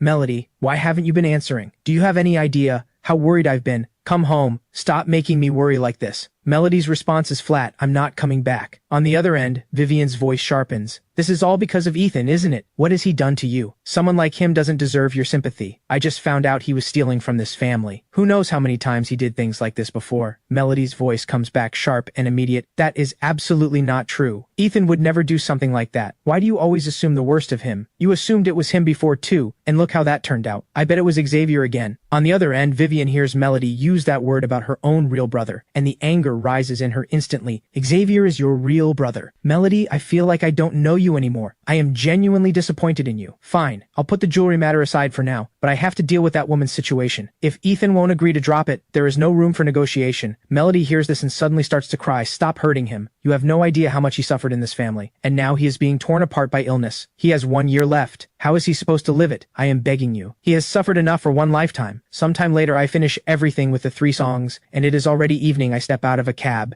and as I reach the entrance to the building, I see Melody from a distance. Her lips are pressed together, head bowed, her white shirt stained with what looks like wine hair, loose and disheveled, her whole expression hollow. When she hears me approach, she looks up. "Ethan, are you all right?" She barely finishes the question before the ache rises inside her. How could he possibly be all right? Her voice softens and she manages a trembling smile, but her eyes are bright with tears. "I went back to the hospital and you were gone. I was worried, so I came here." But I do not even look up, and my pace does not slow. "Ethan, I really need to say something to you." Melody reaches out and grabs the hem of my sleeve. She had braced herself for coldness, but seeing me ignore her completely brings that ache back with full force. I turn slightly and see Melody holding onto my sleeve, and a memory surfaces without warning. When I was a child, in her room, the time I had found those other children, There she had stood behind me just like this, eyes blurred with tears, small and frightened, clutching at my sleeve exactly like this, and I had stayed there to protect her quietly at her side until she became who she is today. The celebrated artist adored by so many, Melody feels me stop, and her heart speeds up. Whether as Ethan or as Mr. Vale, he had always been so gentle with her, always so attentive. Maybe she would hear him call her that again. But I pull away sharply. Get away from me, Melody. The tears in her eyes gather fast and fall one after another onto her shirt. Ethan, I know I was wrong. Vivian came to see you, didn't she? I will make sure she helps you. I push away the hand she reaches out again. What is wrong with all of you? Every time I tell you to leave me alone, you show up again to make me sick. Do you need me to go back and be your servant again before you're satisfied? How shameless can you get? Melody's head goes blank. She can barely keep herself upright in this moment. The last remaining hope inside her shatters. She knows now that nothing she does will ever bring them back to where they were. Melody breaks down sobbing, the sound escaping her without control. Ethan will never call her that again. Mom, I'm home. I unlock the door and find Sunny hunched over the table, working through her homework at a slow, scattered pace. When Sunny sees me, she scoops up all her papers with a happy grin and then pulls a stack of documents out of the drawer. Stop putting your stuff in my drawer, okay? There's no room for my things. I smile and ruffle her hair. Sorry, I'll be more careful next time. Is this what you were looking for? I pull a small capsule toy from my pocket. Sunny had mentioned once that a classmate had one of those twist-open toys with a little figure inside, and I had heard the envy in her voice, so I had picked one up at the supermarket on my way past Sunny's eyes light up completely. But then a flicker of hesitation crosses her face as if she thinks a toy like this is too much of a luxury, and the smile dims a little. I think of the day after the first piano composition sold when I had taken Sunny out for a proper meal. I had picked a buffet that was considered fairly expensive per head with every kind of food imaginable, seafood, grilled meats, everything, and Sunny had gone straight for the fried rice and eaten almost nothing else. When she finally understood that everything was included in the price, her face had crumpled into an expression of pure devastation because she was already completely full. I make a quiet promise to myself. Never again. Your brother has earned a lot of money now. Things won't be as tight as they were before. Helen brings the food out from the kitchen, and the three of us sit down together. Helen has made a full spread. Looking at all of it, I eat in large, unguarded bites, and I realize something. Even now that I have left that place behind, some of what it did to me has not gone away. But that is all right, because as long as the three of us are here together, those wounds will fade in time. But before long, a sharp and urgent knock at the door shatters the warmth of the meal. I get up and open it, and the smile leaves my face at once. Ethan, I know you have grievances against our family, but whatever you feel, we were family once. I'm asking you to consider something. Vivian sees I am not moving aside and continues, I owe you an apology, truly. Because of decisions I made, you suffered during the years you spent with us. If you're willing, we can discuss compensation right now. After she says all of this, she has braced herself to be turned away, but I nod. Vivian's mind flicks to the missing necklace, and a cold thought moves through her, but she keeps it off her face. Then let's go inside and talk this through. I shake my head slowly. No need to come in. First, have the person behind you get on his knees and bow his head to the ground 3 times. Then drive him out of Moore Estate. Vivian realizes she has been played and her composure collapses. Ethan, I am trying to speak to you civilly. There has to be a limit to this. There you go again. You are relentless, like something that just will not come off, showing up every few days to make my life miserable. Vivian's face goes deep red, her voice shaking with barely contained fury. She opens her mouth and forces herself to swallow it. Bottom line, you cannot press charges against that woman, and even if you do, you will not drag Xavier into it. Xavier can apologize to you, but kneeling and bowing is out of the question. She pulls Xavier forward, signaling for him to offer the apology, but I close the door in their faces with a firm slam and call through it. I hadn't actually considered pressing charges against Xavier. Thank you for the idea. Across town, after a full day of work at the coffee shop, Claire does not go back to campus but heads home. Worn down to the bone, she pushes open the door and finds her mother on the phone, trying to borrow money. Empty bottles are scattered across the floor, and the sharp smell of alcohol fills the apartment. Claire understands immediately. Her mother has fallen back into it. In the year Claire was in her second year of high school, her parents had finalized their divorce, and her mother had started drinking heavily. One time they had fought over the drinking, and her mother had splashed half a can of beer over her clothes, afraid of being late for school. She had wiped herself down quickly and run out the door, only to be stopped at the gate by a strict security guard who refused to let her in because of the smell. She still remembers it clearly, how long she had stood there while people stared and laughed, until I had come to the gate with the homeroom teacher, explained the situation, and gotten her inside when she got home, and told her mother what had happened. Her mother had apologized over and over, swearing she would never drink again. And yet, here they are. Claire lets out a quiet sigh. She had seen this coming after the divorce. Beyond the drinking, her mother had also taken up gambling, following online tips and strategies during the day, and betting heavily at night. The first couple of years had been manageable. Her mother had come out of the divorce with an apartment and a settlement, and even without working, obsessing over bets all day, life had still functioned at some basic level. But yesterday, Claire found out suddenly that her mother had spent everything. The apartment had been mortgaged to the bank, and there was still 100,000 owed to people outside. If the debt is not repaid within the next 2 days, those people will show up and mark the door with red paint. It is this fear for her mother that had brought Claire rushing home, and now, seeing the state she is in, Claire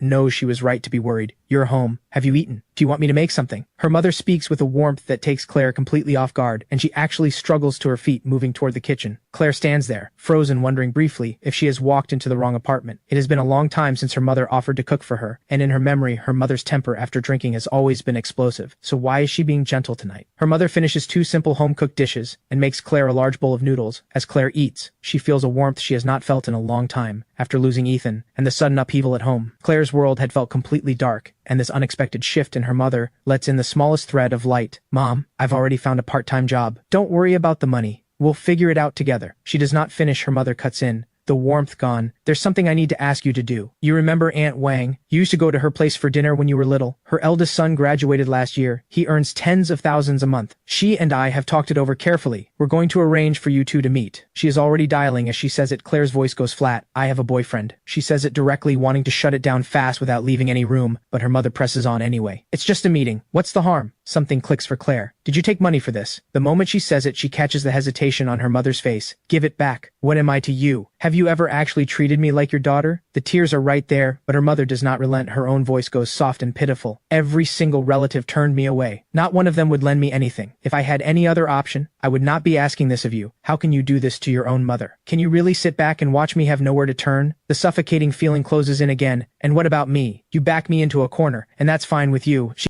cannot stay in this room. For another moment, she goes to her room and locks the door behind her. Once it is done, she sinks down onto the edge of the bed, and a hollowness settles over her, as if no one in the world truly cares whether she exists. It feels like being handed a terminal diagnosis, not of the body, but of something deeper. In a way, the two are the same. Both strip away every reason to look forward to tomorrow. And then her phone rings. She has no desire to answer, but she glances at the screen. It is Liu Jiayi from the coffee shop. Is something wrong? Liu Jiayi's voice comes through bright and excited. You are my lucky star, Claire. I mean it. I just won the lottery. Claire blinks in her mind. Lottery tickets have always been a fool's game. But then Liu Jiayi says something else. You are genuinely a good person, Claire. I'll be honest, I did consider keeping it all. But we agreed. Half each. I keep my word. Claire goes completely still, and then it comes back to her. Liu Jiayi had actually mentioned something when she borrowed the money. Even though the money is from me, I absolutely cannot accept any winnings. But she had been cut off before finishing. Done. I've already sent it. I have to go. Claire stares at the transfer notification and goes completely still. 100,000. Back at my door, Vivian is still making noise outside. Ethan, if you have even a shred of conscience, open this door. Do you have any idea what has happened to this family because of you? Melody has left the house over you, and now you want to press charges against your own brother? Vivian shouts at the closed door standing inside. I nearly laugh at the absurdity of it. Real brother. The one who wants me dead, and not a single accusation she is throwing at me makes any sense. I left the Moore family a long time ago, and she is still pinning things on me. If I do not set the record straight, I will not sleep tonight. I open the door again. Vivian mistakes this for a change of heart. Ethan, there are plenty of empty rooms at the estate. You can move in with your mother and sister, and then together, we can bring Melody home. One family living in peace. When Vivian was very young, her mother used to tell her often that a cold estate alone is not a home. It only becomes one when family lives there together. And that is what makes it warm. So, even though Vivian never truly saw me as real family for the sake of Celeste and the others, for the supposed wholeness of the household, Vivian had been willing to accept this outsider in name. As family, there are plenty of empty rooms. That one line cuts through whatever I was about to say. I lived in a basement for over a decade, and apparently, there were plenty of rooms available all along. Apparently, Vivian always knew that the basement was not the only unoccupied space in that estate. Go back to live under your hollow charity in that dark basement again? I believe people and animals should be kept separate. They absolutely should not be made to live in the same space. And while you're here, can you explain to me step by step exactly how I have been responsible for the chaos in your household? Have I reached out to you even once these past few days? You haven't changed at all. Still blaming everyone around you for everything. My tone is completely flat, but Vivian is on the edge of explosion, her whole body shaking and finding no words to fight back with. At that moment, something complicated moves across Xavier's face. He has heard enough to understand completely that I am not the person he can push around, and he clenches his jaw hard. I catch it immediately. What is that look on your face? I shove Vivian firmly to the side and then shove Xavier back hard. I am warning you. If you lay a single finger on my family, I will not let it go. Answer me, don't pretend you didn't hear that. The suddenness of it and the intensity in my face genuinely frightens Xavier. He becomes acutely aware in this moment that the man in front of him has less than a year left, and he has no doubt that every word is meant. In fact, he is genuinely afraid I might act on it right now. He still has so much ahead of him. I am a dying man, and he cannot afford to trade places with one. So Xavier backs down on the spot. I would never do that. That is not who I am. Vivienne is shaken too, and by the time she recovers, I've already slammed the door shut again, leaving behind one final line: if you are still there, I am getting a knife. The next day I get a call from the lawyer. He tells me that acting on Melody's behalf he has obtained a full confession from the woman who made the false accusation, and that due to a small incident along the way, she has been placed in detention that morning at the police station. I am escorted by an officer to the holding area, and the officer calls her out from where she is sitting, hunched in a corner. It is her first time in detention, and she has not slept. Her hair disheveled, her face drained and hollow. When she sits across from me, she starts crying. Please don't press charges. I made it all up. I know I was wrong. I let out a quiet, cold laugh. I seem to remember you writing in that post that if you were lying, may lightning strike you the moment you step outside. So when do you think your punishment is coming? She feels the humiliation of it deeply, and her composure breaks. Why won't you just let this go? Haven't I already apologized? Then why couldn't you leave me alone back then? Do you have any idea what kind of messages I received after you published that post? People told me to die. Have you ever felt what it is like to be attacked by countless strangers, while the people closest to you stop believing in you? The officer sitting nearby hears this and quietly nods. The internet may be a somewhat better place now, but back then all it took was an outrage-inducing headline with enough comments underneath, and people would pile on without a second thought. Then the next day the story would collapse, revealed as false, and the mob would scatter just as fast as it had formed. But the damage left behind stays with the person who was targeted. For a long, long time, something in what I say reaches her, and she begins to sense that I did not come here to settle things quietly, and she breaks into loud sobs again. I genuinely know I was wrong. I don't want to go to prison. Please don't do this. When I say nothing, she escalates. I haven't even finished university yet. My life hasn't properly started. Why are you being so relentless? You're going to ruin my entire life. You got called some names online. Did it actually hurt you? Why are you being so cruel to me? I laugh, cold and flat. I'm not your father. Whether you go to prison has nothing to do with me. When you published that post on someone else's orders, did you stop to think that it might ruin someone's entire life? She goes still, and it is not until she is back behind that door facing the very real possibility of being charged and sentenced, and hearing those words again in her head, that she understands for the first time just how far over the line she went when she had done it. She had genuinely not considered that she might be destroying the life of someone who had done nothing to her. One question. The person who paid you to make the accusation against me, was his name Xavier Moore? My words pull her back to the present. She's quiet for a long moment, and then nods slowly. I have the answer I came for, and I walk out. The lawyer is waiting outside and raises a hand in greeting. Need anything from me? I want to press charges against Xavier Moore. Are you able to handle that? He nods without hesitation. A year ago, it was Vivienne Moore who brought me the original case. But I have worked far more closely with Melody over the years, given her profile, and the fact that I am paid to represent people's interests.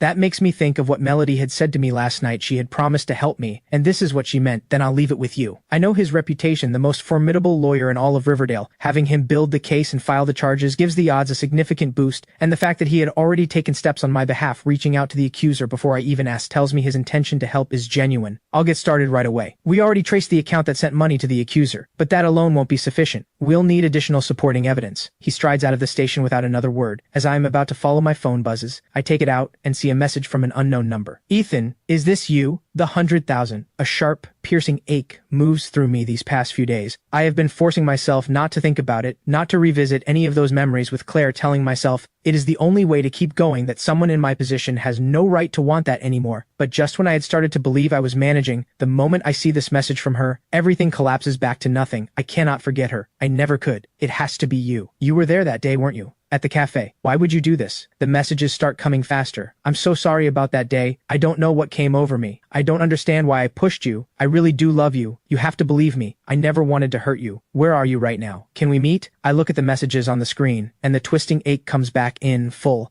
I can feel her pain through every word. That girl who loves me this much had pushed me down onto cold ground with her own hands. This is all my fault. You did nothing wrong. Stop saying sorry. Stop hurting yourself over this. That familiar daze descends on me again. The first time was when I got the diagnosis. The second time was when I ended things, and now here it is again. A third time, the officer beside me notices I'm swaying and reaches out. Are you all right? But before the sentence is finished, I collapse collapse backward without warning when I open my eyes again. Dr. Reeves is sitting in the chair beside the bed, peeling an apple. You're finally awake. I take the apple and ease myself upright. Dr. Reeves, didn't you say this medication was supposed to prevent blackouts? It feels like they are happening more often, not less. The medication is fine. Trust the science. You have been going through intense emotional strain lately, haven't you? Extreme grief in particular is very likely what is triggering these episodes. He reads my face and knows he is right. I did tell you before. Try to keep your days as peaceful as you can. Living like this only accelerates the decline. Thank you, doctor. Take your medication on schedule. By the way, it was a police officer who brought you in. We didn't have a way to reach your family, so we contacted the person you were messaging. She should be here very shortly. The moment Dr. Reeves steps out, my composure falls apart. I have no idea how I am supposed to face Claire. A tangle of feelings rises in waves, pushing me to get up, pushing me to run. I pull on my shoes and step into the corridor and walk directly into Claire. Both our hearts are pounding, and for a moment, neither of us seems to breathe. She is warm and slight against me. Claire draws in a long breath, telling herself over and over what the situation is. Now she steels herself and moves to step back, but in the next instant, there is sudden noise and movement behind me. A short, middle-aged man who appears to have been drinking has been muttering complaints about being ignored by the staff for too long. A security guard senses trouble brewing and moves to intervene, but the moment he steps forward, the man's agitation tips over. He breaks into a run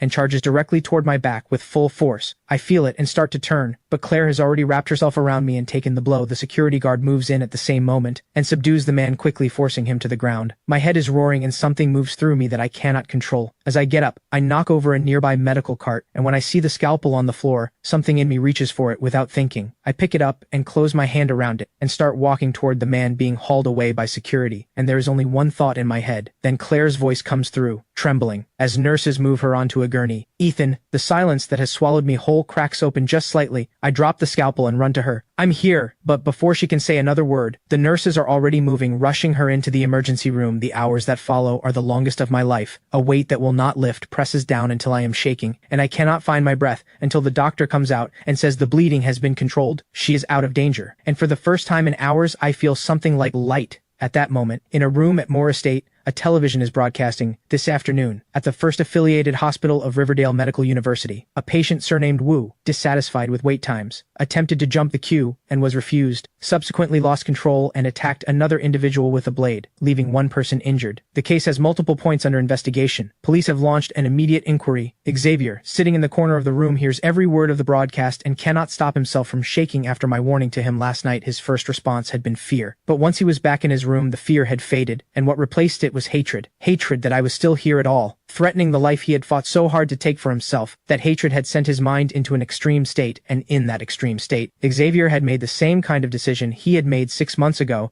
He had paid someone to put a knife in me, and now, with the possibility of exposure, his teeth are beginning to tremble, his face contorted with dread. Xavier runs through everything in his mind, checking whether he left anything exposed. There should not be a problem. The money had been paid. The banquet hall is blazing with light, and as a guest named Jo John Hong offers his compliments to Vivian, she maintains the composed bearing of Riverdale's wealthiest until Jo John Hong takes a sip of his wine and smiles, and in one offhand remark, punctures something that has been sealed for years. To be completely honest, the reason I invested in that company all those years ago was entirely because of something Ethan said to me. The hand holding Vivian's wine glass freezes mid-air. He was still the Moore family's ward back then. He told me that one day every computer in the country would be running that software. Jo John Hong shakes his head with a small sigh. That kind of vision, that understanding, it's no wonder, coming from someone you personally raised. In that instant, the noise and glitter of the room seems to drain away entirely, and all Vivian can hear is a dull roaring in her ears. Memories cut through her like a blade slicing through the wall of self-deception she had built, and she finally remembers the boy who had lived year after year in that cold, damp basement, standing at her desk again and again, laying out the future of an industry for her with complete seriousness, and what her response had been: contempt, dismissal,